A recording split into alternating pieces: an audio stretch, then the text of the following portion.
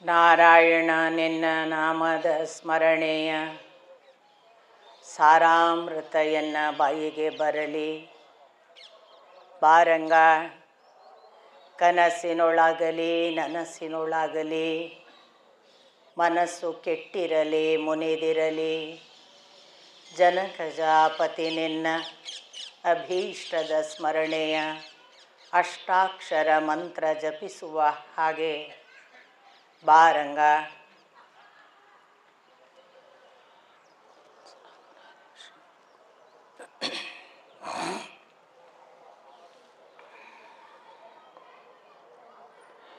ನಾರಾಯಣಂ ನಮಸ್ಕೃತ್ಯ ನರಂಚೈವ ನರೋತ್ತಮಂ ದೇವೀಂ ಸರಸ್ವತೀಂ ವ್ಯಾಸಂ ತತೋ ಜಯಮುದೀರಯೇತ್.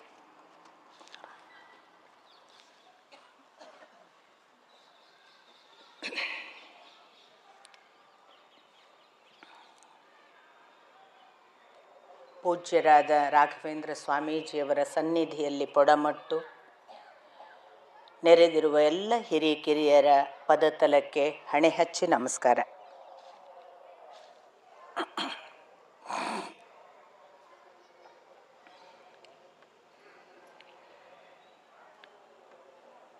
ನಿನ್ನೆ ದಿನ ನಾವು ಈ ವನಪರ್ವದ ಒಂದು ಯಾತ್ರೆಯಲ್ಲಿ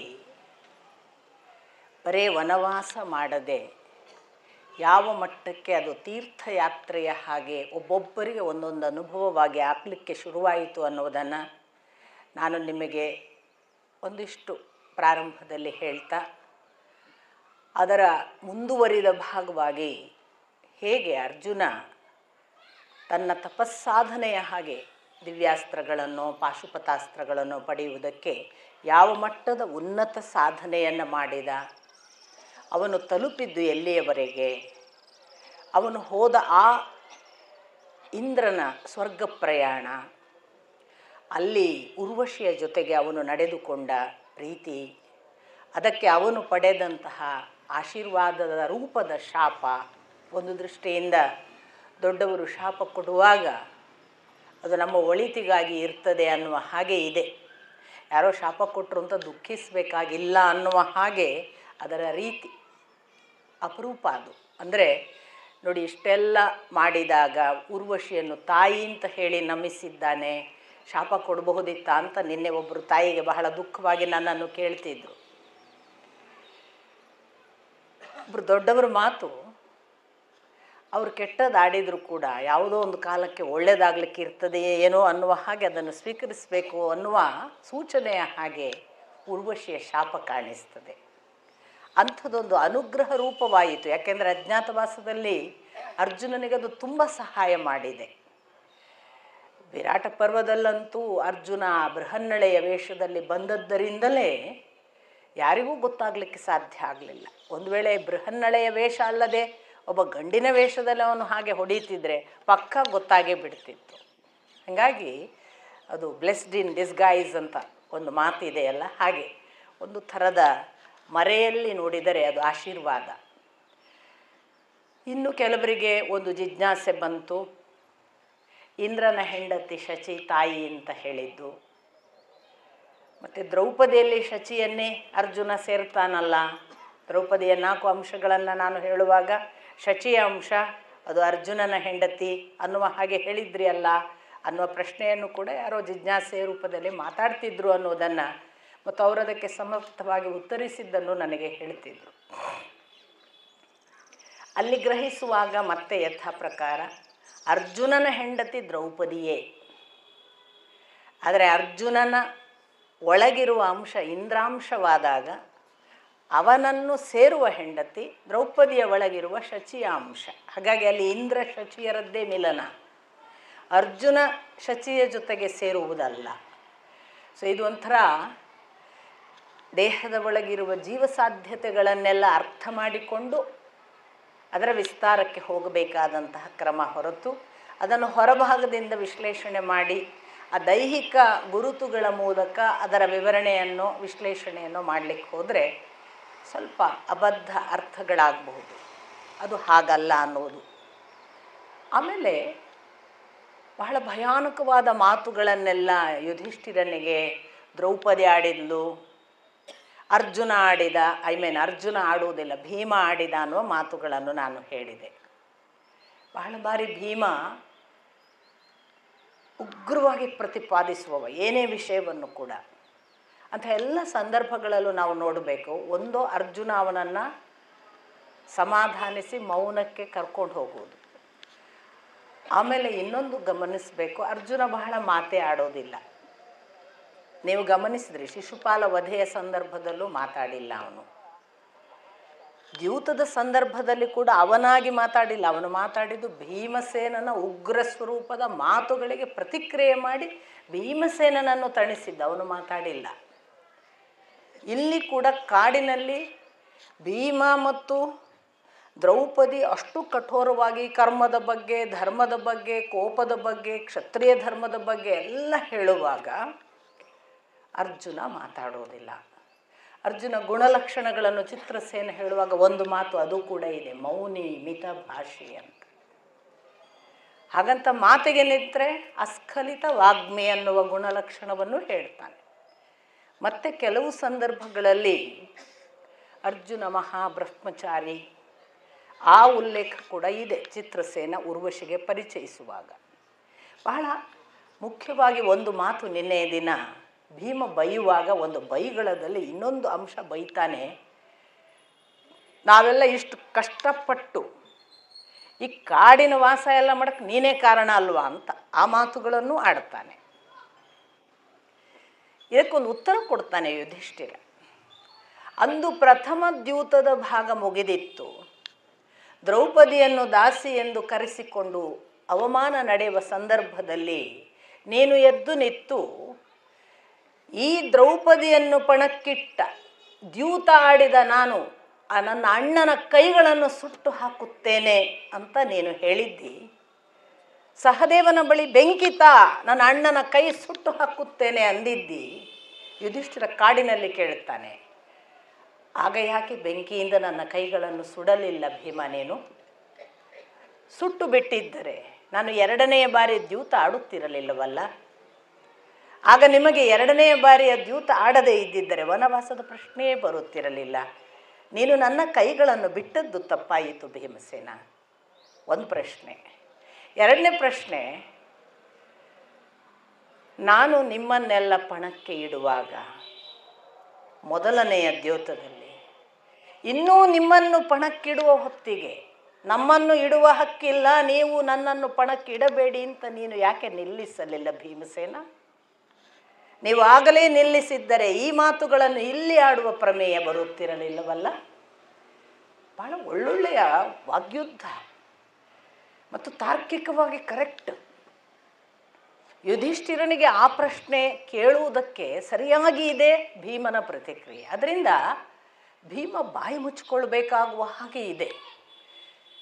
ಒಬ್ಬ ಹಿರಿಯನಿಗೆ ಯಾವ ಮಟ್ಟಕ್ಕೆ ಗೌರವ ಕೊಡಬೇಕು, ದೊಡ್ಡವ ಅಂದರೆ ಯಾವ ಮಟ್ಟದಲ್ಲಿ ಅವನು ತಂದೆಯ ಹಾಗೆ, ತಂದೆಯ ಸ್ಥಾನ, ಅವನು ಧರ್ಮಿಷ್ಠ, ಅವನ ಬಗ್ಗೆ ಮಾತಾಡಬೇಡ, ನಾವೇನಿದ್ದರೂ ಅವನು ನಮ್ಮ ಸ್ವಾಮಿ, ನಮ್ಮ ತಂದೆಗೆ ಸಮಾನ, ನಾವು ಅವನು ಹೇಳಿದಂತೆ ನಡೆಯಬೇಕು ಅಂತ ಅರ್ಜುನ ಮಾತಾಡಿದ್ದನ್ನು ನೀವು ಗಮನಿಸಿದ್ದೀರಿ.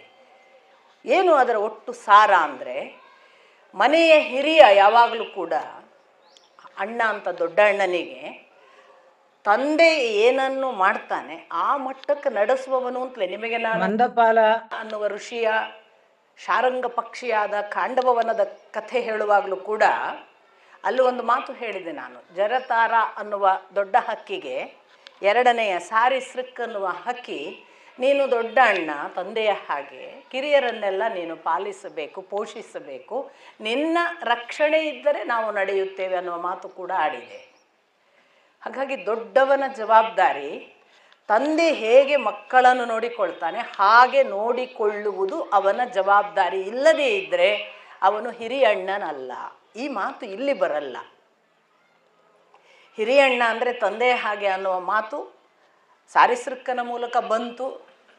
ಅರ್ಜುನ ಹೇಳ್ತಿದ್ದಾನೆ, ಯುಧಿಷ್ಠಿರ ಅದಕ್ಕನುಗುಣವಾಗಿ ನಡೆದದ್ದರಿಂದ ಅವನು ತಂದೆಯ ಹಾಗೆ ಅನ್ನಿಸಿಕೊಳ್ತಾನೆ. ನೋಡಿ, ಇಬ್ಬರಿಗೂ, ಮಾದ್ರಿಯ ಮಕ್ಕಳಿಗೂ ಅಥವಾ ಕುಂತಿಯ ಮಕ್ಕಳಿಗೂ ಆಲ್ಮೋಸ್ಟ್ 5 ವರ್ಷದವರೆಗೆ ಮಾತ್ರ ಅಪ್ಪ, ಆ ಬಳಿಕ ಅಪ್ಪ ಇಲ್ಲ ನೋಡಿ. ಆ ಅಪ್ಪ ಇಲ್ಲದೇ ಇರುವ ಮಕ್ಕಳಲ್ಲಿ ಯುಧಿಷ್ಠಿರ ಎಷ್ಟು ಚೆನ್ನಾಗಿ ನಡೆಸ್ಕೊಂಡಿರಬಹುದಂತ ಈ ಮಾತುಗಳಿಂದ ಗೊತ್ತಾಗ್ತದೆ. ಅಂದರೆ ಒಬ್ಬ ದೊಡ್ಡವ ಬರೀ ಮೊದಲು ಹುಟ್ಟುವುದರಿಂದ ದೊಡ್ಡವನಾಗುವುದಿಲ್ಲ. ನಾನು ಬಹಳ ಜನರಿಗೆ ನನ್ನ ಅನೇಕ ಸಂಬಂಧಗಳನ್ನು ವಿವರಿಸುವಾಗ ಇವರು ದೊಡ್ಡವರ ಅಂತ ಕೇಳಿದರೆ ಅವರು ಮೊದಲು ಹುಟ್ಟಿದವರು ಅಂತ ಬಹಳ ನೇರವಾಗಿ ಹೇಳ್ತೇನೆ, ಯಥಾರ್ಥದಲ್ಲಿ. ಯಾಕಂದರೆ ಸುಮ್ಮನೆ ದೊಡ್ಡವರಾಗುವುದಿಲ್ಲ. ಇದನ್ನು ಅಂದರೆ ಮೊದಲು ಹುಟ್ಟಿದ ಮಾತ್ರಕ್ಕೆ ನಾನು ದೊಡ್ಡವ ಅನ್ನುವ ಕ್ಲೇಮ್ ಮಾಡುವವರನ್ನೆಲ್ಲ ಪ್ರಶ್ನಿಸುವ ಹಾಗೆ ಕೃಷ್ಣ 2 ಬಾರಿ ಇಂದ್ರನನ್ನು ಅಟ್ಯಾಕ್ ಮಾಡ್ತಾನೆ. ಒಂದು ಬಾರಿ ಗೋವರ್ಧನ ಪರ್ವತದ ಸಂದರ್ಭ. ಇಂದ್ರನಿಗೆ ಯಾಕೆ ಹವಿಸ್ಸು, ಇಂದ್ರನಿಂದ ನಮಗೇನಾಗಿದೆ, ನಮ್ಮನ್ನು ರಕ್ಷಿಸುವುದು ಗೋವುಗಳಲ್ವಾ ಅಂತ ಗೋವುಗಳಿಗೇನೆ ಆ ದಿವಸ ಪೂಜೆ ಮಾಡಬೇಕು ಅಂತ ಹೊಸ ಪದ್ಧತಿ ಶುರು ಮಾಡಿ ಗೋವುಗಳಿಗೆ ಎಲ್ಲ ಅಭಿಷೇಕ ಅಂದಾಗ ನನ್ನ ಸ್ಥಾನಮಾನಕ್ಕೆ ಕುಂದು ಬಂತು ಅಂತ ಇಂದ್ರ ಬಹಳ ದೊಡ್ಡ ಗಲಾಟೆ ಮಾಡಿ ಮಳೆ ತಂದ, ಅದರಿಂದ ಗೋವರ್ಧನ ಪರ್ವತ ಹಿಡಿದು ರಕ್ಷಿಸಿದ, ನಿಮಗೆ ಗೊತ್ತು.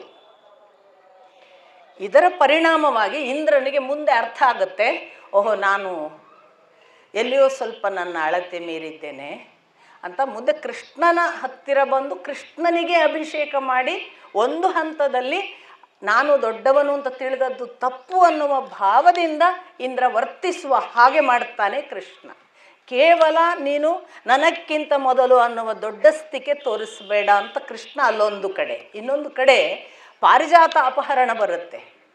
ಪಾರಿಜಾತ ಅಪಹರಣ ಪ್ರಕರಣದಲ್ಲಿ ಕೃಷ್ಣ ಮತ್ತು ಇಂದ್ರನ ಯುದ್ಧ ರೀತಿಯ ಜಗಳ ನೀವು ನೋಡಬೇಕು. ಅಲ್ಲಿ ಮಾತೇ ಬರುತ್ತೆ, ನಾನು ನಿನಗಿಂತ ದೊಡ್ಡವ, ನೀನು ಎಷ್ಟಂದರೂ ಉಪೇಂದ್ರ, ನಾನು ಇಂದ್ರ, ಈ ಮಾತುಗಳೇ ಬರುತ್ತೆ.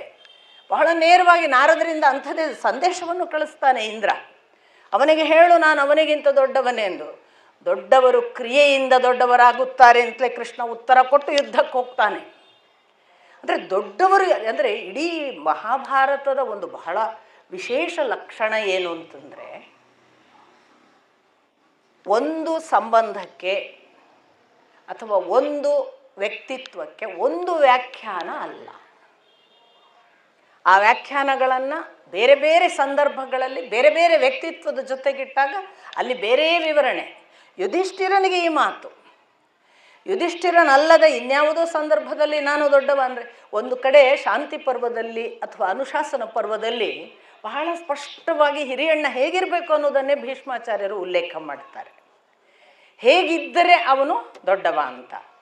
ಎಷ್ಟು ಚೆನ್ನಾಗಿದೆ ಅಂದರೆ, ತಂದೆ ಇದ್ದಿದ್ದರೆ ಕಿರಿಯರನ್ನು ಹೇಗೆ ಒಬ್ಬ ಅಣ್ಣ ನೋಡಿಕೊಳ್ತಿದ್ದ ಹಾಗೆ ನೋಡಿಕೊಳ್ಳಬೇಕು. ತಂದೆ ಇದ್ದಿದ್ದರೆ ತನ್ನ ಸಂಪತ್ತನ್ನೆಲ್ಲ ಹೇಗೆ ಮಕ್ಕಳಿಗೆ ಹಂಚುತ್ತಿದ್ದ ಹಾಗೆ ದೊಡ್ಡವ ತನ್ನ ಕಿರಿಯರಿಗೆ ತಾನು ಪಡೆದ ತಂದೆಯಿಂದ ಪಡೆದನ್ನ ಸಂಪತ್ತನ್ನು ಹಂಚಬೇಕು. ತಂದೆ ಇದ್ದಿದ್ದರೆ ಯಾವ ಅರ್ಥದಲ್ಲಿ ಕಿರಿಯರನ್ನು ರಕ್ಷಿಸ್ತಿದ್ದ ಹಾಗೆ ತನ್ನ ಸ್ವಾರ್ಥ ತ್ಯಾಗ ಬಿಟ್ಟು ಕಿರಿಯರನ್ನು ರಕ್ಷಿಸಬೇಕು.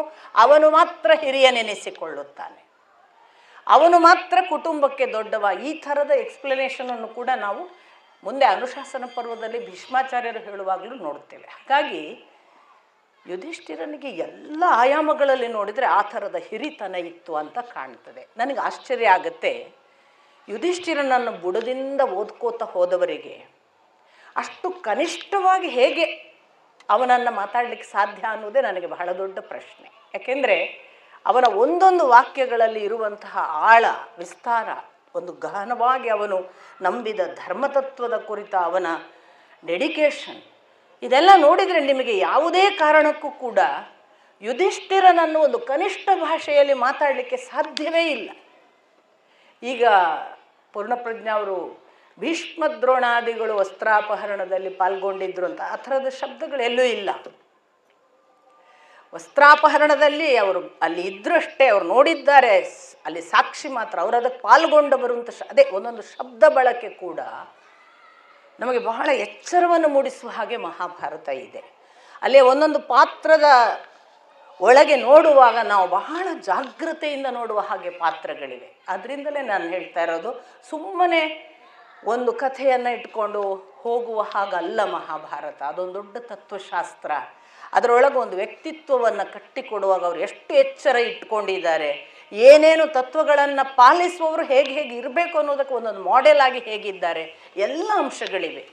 ಈ ಹಂತದಲ್ಲಿ ನಾವು ನಿನ್ನೆ ದಿನ ನೋಡಿದ್ವಿ, ಲೋಮಶರು ಹೋಗಿ ಹೇಳಿ ಅಂತ, ನೀವು ಹೋಗಿ ಹೇಳಿ ಅರ್ಜುನನಿಗೆ ಇಲ್ಲೊಂದು ಸ್ವಲ್ಪ ಕೆಲಸ ಇದೆ, ಆ ಬಳಿಕ ಕಳಿಸ್ತೇನೆ ಅಂತ, ಮತ್ತು ಅವನ ತಪಸ್ಸು ನಡೀತಿದೆ ಅನ್ನೋದನ್ನು ತಿಳಿಸಿ ಅಂತ. ಈ ಇಷ್ಟು ಆಗುವ ಅವಧಿಯಲ್ಲಿ ಪಾಂಡವರು ಏನು ಮಾಡಿದರು ಅನ್ನೋದು ನಮಗೆ ಇನ್ನೊಂದು ಮುಖ ಅಲ್ವಾ, ಅದನ್ನು ಹೇಳುವ ಭಾಗ ಮತ್ತೆ ಆರಂಭ ಆಗ್ತದೆ. ಅದು ಆರಂಭ ಆಗೋದು ಬೇರೆ ಬೇರೆ ಜನ ಈ ಪಾಂಡವರನ್ನು ನೋಡ್ಲಿಕ್ಕೆ ಬರ್ತಾರೆ. ನೋಡಿ, ಅವರು ದೊಡ್ಡವರಿಲ್ಲದ್ರೆ ಯಾರು ಬರ್ತಿದ್ರು? ಒಬ್ಬ ತನ್ನ ಪಾಡಿಗೆ ಯಾವನೋ ಕಾಡಿಗೆ ಹೋಗಿ ಕೂತ್ರೆ, ಅವನು ಕನಿಷ್ಠ ಇದ್ದರೆ ಅವನ ಹಣೆ ಬರಹ ಅಂತ ಜನ ಬಿಟ್ಬಿಡ್ತಾರೆ. ಆದರೆ ನಿಜಕ್ಕೂ ಸಾತ್ವಿಕರು, ಲೋಕದಲ್ಲಿ ಜನಪ್ರಿಯರು, ಜನಪ್ರಿಯ ಅಂದರೆ ಈಗಿನ ಅರ್ಥದ ಜನಪ್ರಿಯತೆಯನ್ನು ನಾನು ಹೇಳ್ತಾ ಇಲ್ಲ, ಒಳ್ಳೆ ಇಷ್ಟವಾದವರ ವ್ಯಕ್ತಿತ್ವಗಳು, ಅಂಥವರು ಕಷ್ಟದಲ್ಲಿದ್ದರೆ ದೊಡ್ಡ ದೊಡ್ಡವರು ಹೋಗಿ ಅವರನ್ನು ನೋಡಿ ಹೇಗಿದ್ದೀರಪ್ಪ ಅಂತ ಕೇಳ್ತಾರೆ. ಹಾಗೆ ಕೇಳುವುದಕ್ಕೆ ಕಾಮ್ಯಕವನದಲ್ಲಿ ಇನ್ನೂ ಇದ್ದಾಗ, ಅಂದರೆ ನೀವು ಭಾವಿಸಬೇಕು, ಇನ್ನು ಅರ್ಜುನ ಹೋಗಿದ್ದಾನೆ, ಇಂದ್ರಕೀಲ ಪರ್ವತದವರೆಗೆ ಹೋಗಿದ್ದಾನೆ. ಅಂಥ ಹೊತ್ತಿನಲ್ಲಿ ನಾರದರು ಬರ್ತಾರೆ. ನಾರದರು ಬಂದು ಈ ಕಾಮ್ಯಕ ವನದಲ್ಲಿ ಇರುವ ಹೊತ್ತಿಗೆ ಬೇರೆ ಬೇರೆ ಸಾಧ್ಯತೆಗಳನ್ನು ಯುಧಿಷ್ಠಿರ ಕೇಳ್ತಾನೆ. ನಾವು ಏನು ಮಾಡಬೇಕು, ಯಾಕೆ ನಮಗೆ ವನವಾಸ ಇನ್ನು ದೀರ್ಘ ಇದೆ, ಏನೇನು ಮಾಡಬೇಕು ಅನ್ನೋದನ್ನು ಕೇಳುವಾಗ, ಮತ್ತು ಯಾವುದು ಮಾಡೋದ್ರಿಂದ ಏನು ಒಳಿತಾಗ್ತದೆ, ಇದನ್ನು ನಾರದರು ಬಹಳ ದೀರ್ಘವಾಗಿ ಒಂದೊಂದು ತೀರ್ಥಕ್ಷೇತ್ರಗಳಿಗೆ ಹೋಗುವುದು ಒಳ್ಳೆಯದು ಅನ್ನುವ ಸೂಚನೆ ಕೊಡ್ಕೊಂಡು, ತೀರ್ಥಕ್ಷೇತ್ರಗಳದ್ದೇ ಬಹಳ ದೀರ್ಘವಾದ ಒಂದು 100-200 ಪುಟ ನಿಮಗೆ ಯಾವ ನದಿಗೆ ಏನು ಹಿನ್ನೆಲೆ, ಯಾಕೆ ಆ ನದಿ ಇದೆ, ಅದರ ಹತ್ರ ಹೋಗೋದ್ರಿಂದ ನಿಮಗೇನು ಪುಣ್ಯ, ಅದರ ಫಲಗಳೇನು, ಮತ್ತು ತೀರ್ಥಯಾತ್ರೆ ಯಾಕೆ ಹೋಗಬೇಕು, ಒಂದೊಂದು ಆಶ್ರಮದ ಹೆಸರು ಹೇಳ್ಕೊಂಡು ಆ ಆಶ್ರಮಗಳು, ಅದು ಮತಂಗ ಮುನಿಗಳ ಆಶ್ರಮ ಇರಬಹುದು, ಅಥವಾ ಅಗಸ್ತ್ಯರ ಆಶ್ರಮ ಇರಬಹುದು, ವ್ಯಾಸರ ಆಶ್ರಮ ಇರಬಹುದು, ಅನೇಕ ಋಷಿ ಮುನಿಗಳ ಆಶ್ರಮದ ಹೆಸರು, ಅದರ ಜೊತೆಗೇನೆ ಅದರಿಂದ ಆ ಆಶ್ರಮದ ಹಿನ್ನೆಲೆ, ಅದರಿಂದ ಅದರ ಹತ್ರ ಹೋಗೋದ್ರಿಂದ ನಮಗಾಗುವ ಪರಿಣಾಮ, ಅದು ದಾಟಿದ ಮೇಲೆ ಸಿಕ್ಕುವ ನದಿಗಳು, ಆ ನದಿಗಳನ್ನು ಹೇಳುವಾಗ ಬಹುಶಃ ನನಗನ್ಸುತ್ತೆ ಒಂದು ಮ್ಯಾಪ್ ಥರ ಮಾಡ್ಬೋದು. ಅವ್ರು ಹೆಂಗೆ ಹೊರಟು, ಎಲ್ಲಿಂದ ಹೊರಟು, ಹೆಂಗೆ ಹೋಗ್ಬೇಕು, ಹೆಂಗೆ ಹೋಗಿ ಯಾವ ಕಡೆ ಎಲ್ಲ ಏನೇನು ಸಿಗ್ತದೆ ಅದನ್ನೆಲ್ಲ ನೋಡ್ಕೊಂಡು ಎಲ್ಲಿಗೆ ಬಂದು ತಲುಪ್ತೀವಿ ಅನ್ನುವ ಒಂದು ಚಾರ್ಟನ್ನೇ ಕೊಟ್ಟ ಹಾಗೆ. ಹಾಕಿ ನೋಡಿದರೆ ಬಹುಶಃ ಭೌಗೋಳಿಕವಾಗಿ ಕೆಲವು ಸ್ಥಳಗಳನ್ನು ಇತಿಹಾಸದ ಒಂದು ಭೂಪಟದ ಹಾಗೆ ಗುರುತಿಸ್ಕೊಳ್ಳಿಕ್ಕೆ ಸಾಧ್ಯ ಇದೆ ಅನ್ನುವ ಹಾಗೆ ನಾರದರ ವಿವರಣೆಗಳೆಲ್ಲ ಬರ್ತವೆ. ಇದರ ಒಂದು ಭಾಗವನ್ನೆಲ್ಲ ಕೇಳುವಾಗ ಬೃಹದಶ್ವರು ಬರ್ತಾರೆ. ಇವರಿಷ್ಟೂ ಪುರಾಣ ಭಾಗವನ್ನು, ಅಂದರೆ ತೀರ್ಥಕ್ಷೇತ್ರದ ಭಾಗವನ್ನು ಕೇಳ್ತಿರುವಾಗ ಮುಂದೆ ಬಂದಂತಹ ಬೃಹದಶ್ವರು, ಇವನಿಗೆ 2 ಭಯ ಇರ್ತದೆ. ಯುಧಿಷ್ಠಿರನಿಗೆ 2 ಭಯಗಳಿರ್ತವೆ. ಒಂದು, ನಮ್ಮಲ್ಲಿರುವ ದಿವ್ಯಾಸ್ತ್ರಗಳನ್ನೂ ದ್ಯೂತಕ್ಕಿಟ್ಟು ಇವರು ಆಡಬಹುದು ಅನ್ನುವ ಭಯ. ಈಗ ನಮ್ಮದೆಲ್ಲ ಸಂಪತ್ತು ಕಳ್ಕೊಂಡಾಯಿತು, ನಮ್ಮನ್ನು ವನವಾಸಕ್ಕೆ ಕಳಿಸಿ ಆಯಿತು, ಈಗ ಇನ್ನೊಂದು ಸಾರಿ ಎಲ್ಲಿಯಾದರೂ ಅವರು ಯೋಚನೆ ಮಾಡಿ ನಮ್ಮ ಅರ್ಜುನನದ್ದು ಮತ್ತೊಬ್ಬನದ್ದು ಯಾರ ಹತ್ರ ಎಲ್ಲ ಇದೆ ಆ ದಿವ್ಯಾಸ್ತ್ರಗಳನ್ನು ಪಣಕ್ಕಿಡಿ ಅಂದರೆ ಏನು ಮಾಡೋದು, ನಾನು ಇಲ್ಲ ಅನ್ಲಿಕ್ಕೆ ಬರೋದಿಲ್ವಲ್ಲ. ಈ ಭಯ ಒಂದು ಯುಧಿಷ್ಠಿರನಿಗೆ. ಇನ್ನೊಂದು ಭಯ ಅವನಿಗೆ ಕರ್ಣನ ಕುರಿತು. ಕರ್ಣನ ಕುರಿತು ಅಂತೂ ಎಷ್ಟು ಭಯ ಪಡ್ತಾನೆ ಅಂತಂದರೆ ಯುಧಿಷ್ಠಿರ, ಅದು ಅಷ್ಟಿಷ್ಟಲ್ಲ. ಇಂಥ ಅವನ ಭಯದ ಮೂಲವನ್ನು ಅರ್ಥ ಮಾಡಿಕೊಂಡ ಹಾಗೆ ಬೃಹದಶ್ವರು ಬರ್ತಾರೆ.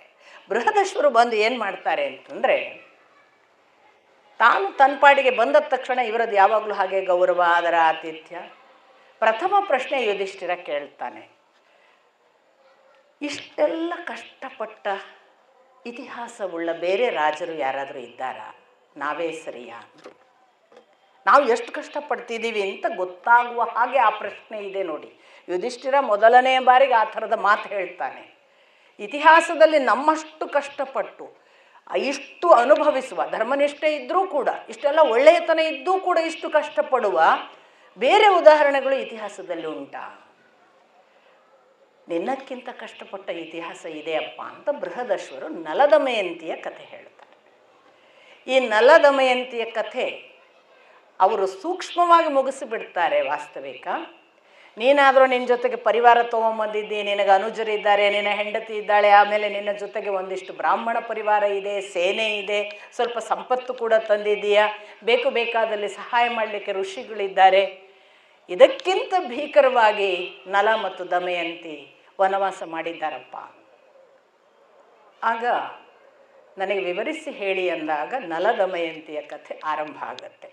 ಬಹುತೇಕ ನಲದಮಯಂತಿಯ ಕಥೆ ನಿಮಗೆ ಗೊತ್ತಿದೆ, ಆದರೂ ನಾನು ಬ್ರೀಫ್ ಆಗಿ ಒಟ್ಟು ನಲದಮಯಂತಿಯ ಕಥೆಯನ್ನು ಹೇಳ್ತೇನೆ. ಯಾಕೆಂದರೆ ನಮ್ಮದೊಂದು ಮಾತು ಇದೆಯಲ್ಲ, ಪ್ರತಿಯೊಂದನ್ನು ಅಲ್ಲಲ್ಲಿ ವೇಗಾಗಿ ಹಾರಿಸಿಕೊಂಡು ಹೋಗುವ ಹಾಗಿಲ್ಲ ಅಂತ. ಆ ಕಾರಣಕ್ಕಾಗಿ ಬೃಹದಶ್ವರು ಹೇಳಿದ ನಲದಮಯಂತಿಯ ಕಥೆಯ ಪ್ರಕಾರ ಒಬ್ಬ ನಿಷಾಧ ದೇಶದ ರಾಜ ವೀರಸೇನ, ಅವನ ಮಗನೇ ನಲ, ಅಶ್ವವಿದ್ಯೆಯಲ್ಲಿ ಪಾರಂಗತ, ಮುಂದೆ ಚಕ್ರವರ್ತಿ ಆಗುವಷ್ಟು ದೊಡ್ಡವ. ಅದೇ ಕಾಲಕ್ಕೆ ವಿದರ್ಭ ದೇಶದಲ್ಲಿ ಭೀಮ ಅನ್ನುವ ರಾಜ. ಈ ಭೀಮನಿಗೆ ಅವನ ಹೆಂಡತಿಯಿಂದ ಸಂತಾನ ಆಗದೇ ಇದ್ದಾಗ ಅವನು ಸಂತಾನಕ್ಕಾಗಿ ಹಂಬಲಿಸುವ ಹೊತ್ತಿಗೆ ದಮ ಅನ್ನುವ ಋಷಿಗಳು ಬರ್ತಾರೆ. ಈ ದಮ ಋಷಿಗಳು ಅವನಿಗೆ ಅನುಗ್ರಹ ಮಾಡ್ತಾರೆ ಸಂತಾನವನ್ನು. ಅದಕ್ಕನುಗುಣವಾಗಿ ಅವನಿಗೆ 4 ಮಕ್ಕಳಾಗ್ತಾರೆ. ಆ 4 ಮಕ್ಕಳಲ್ಲಿ 1 ಹೆಣ್ಣು 3 ಗಂಡು. ಅವರೇ ದಮಯಂತಿ, ದಮ, ದಾಂತ ಮತ್ತು ದಮನ ಅಂತ 4 ಮಕ್ಕಳನ್ನು ಹಡೀತಾರೆ. ಈ 4 ಮಕ್ಕಳಲ್ಲಿ ದಮಯಂತಿ ಬಹಳ ಅಪೂರ್ವ ಚೆಲುವೆ. ಎಷ್ಟು ಚೆಲುವೆ ಅಂದರೆ, ಈ ಕಡೆ ವಿದರ್ಭ ದೇಶದ ಗೂಢಚಾರರು ಆ ಕಡೆ ಹೋಗಿ ನಲನನ್ನು ನೋಡಿ ಬಂದರೆ ಅವನು ಮನ್ಮಥನ ಹಾಗೆ, ಆ ಕಡೆಯ ಗೂಢಚಾರರು ಈ ಕಡೆ ವಿದರ್ಭ ದೇಶಕ್ಕೆ ಬಂದರೆ ಅವರು ಇವಳನ್ನು ನೋಡಿ ಇವಳು ಏನು ರತಿ ಸುಂದರಿ, ಇಬ್ಬರಿಗೆ ಒಳ್ಳೆಯ ಜೋಡಿ ಆಗುತ್ತಲ್ಲ ಅಂತ ಅವರವರೇ ಮಾತಾಡ್ಕೋತಾರೆ. ಹೀಗಾಗಿ ಇವರು ಅವರ ಮತ್ತು ಅವರು ಇವರ ಇಂಟರ್ಯಾಕ್ಷನ್ನಿನಲ್ಲಿ ಇಬ್ಬರು ಪರಸ್ಪರ ನೋಡಿಲ್ಲ. ನಲ ಹಾಗಿದ್ದಾನೆ ಹೀಗಿದ್ದಾನೆ ಅನ್ನುವ ಕಥೆಯನ್ನು ದಮಯಂತಿ ಬೇರೆಯವರಿಂದ ಕೇಳ್ತಿರ್ತಾಳೆ.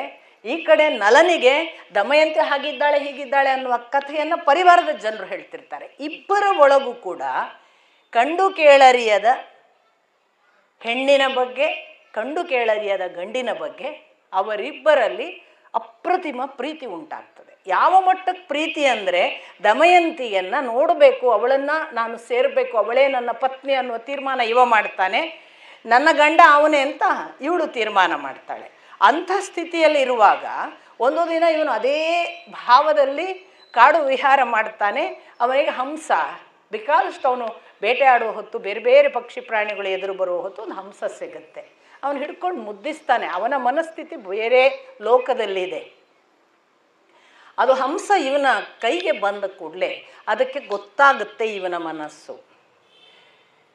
ಅದು ತಾನು ಪಾರಾಗ್ಲಿಕ್ಕೆ ಏನು ಮಾಡುತ್ತೆ ಅಂದರೆ, ನಾನು ಬೇಕಿದ್ದರೆ ನಿನ್ನ ಪ್ರೀತಿಯನ್ನು ಅಲ್ಲಿರುವ ದಮಯಂತಿಗೆ ಹೇಳಿ ಬರ್ತೇನೆ, ನೀನು ನನ್ನನ್ನು ಕೊಲ್ಲಬೇಡ ಅಂತ. ಇವನಿಗೆ ಇಷ್ಟೇ ಸಾಕಾಗತ್ತೆ. ಅವನು ಬಹಳ ಸಂತೋಷದಿಂದ ಆಯಿತು ಹೋಗಿ ಬಾ ಅಂತ ಅದಕ್ಕೊಂದು ಮುತ್ತು ಕೊಟ್ಟು ಅದನ್ನು ಆಕಾಶಕ್ಕೆ ಹಾರಿಬಿಡ್ತಾನೆ. ಹಾಗೆ ಹೋದ ಈ ಹಂಸ ಅಲ್ಲಿ ವಿದರ್ಭ ದೇಶದ ದಮಯಂತಿ ತಾನು ತನ್ನ ಪಾಡಿಗೆ ವಾಯು ವಿಹಾರ ಮಾಡುವಾಗ ಸಖಿಯರ ಜೊತೆಗಿರ್ತಾಳೆ. ಅವಳನ್ನು ಏಕಾಂತಕ್ಕೆ ಕರ್ಕೊಂಡು ಹೋಗಬೇಕು ಅಂತ ಅವಳ ಹತ್ರ ಬಂದಂಗೆ ಮಾಡೋದು, ಅವಳು ಇನ್ನೇನು ಹಿಡಿತಾಳೆ ಏನಾಗ ಮತ್ತೆ ಮುಂದೆ ಹೋಗೋದು, ಮತ್ತೆ ಮುಂದೆ ಹೋಗಿ ಮಾಡೋದು, ಮಾಡಿ ಮಾಡಿ ಅವಳನ್ನು ಏಕಾಂತಕ್ಕೆ ಕರ್ಕೊಂಡು ಹೋಗಿ ಅವಳಿಗೆ ಪ್ರೇಮ ನಿವೇದನೆಯನ್ನು ಮಾಡುತ್ತೆ. ಹೀಗಿದ್ದಾನೆ ನಲ, ಅವನು ನಿನ್ನನ್ನು ತುಂಬ ಪ್ರೀತಿಸುವುದಾಗಿಯೂ ನಿನ್ನದೇ ದಾರಿ ಕಾಯುವುದಾಗಿಯೂ ತಿಳಿಸಿದ್ದಾನೆ ಅಂತ. ಇಷ್ಟು ಪ್ರೀತಿ ಅವಳಿಗೆ ಕೊಟ್ಟದ್ದನ್ನು ಅವಳು ನೀನು ಇದೇ ಮಾತನ್ನು ಅವನಿಗೂ ಹೇಳು ಅಂತ ಅದನ್ನು ಕಳಿಸ್ತಾನೆ.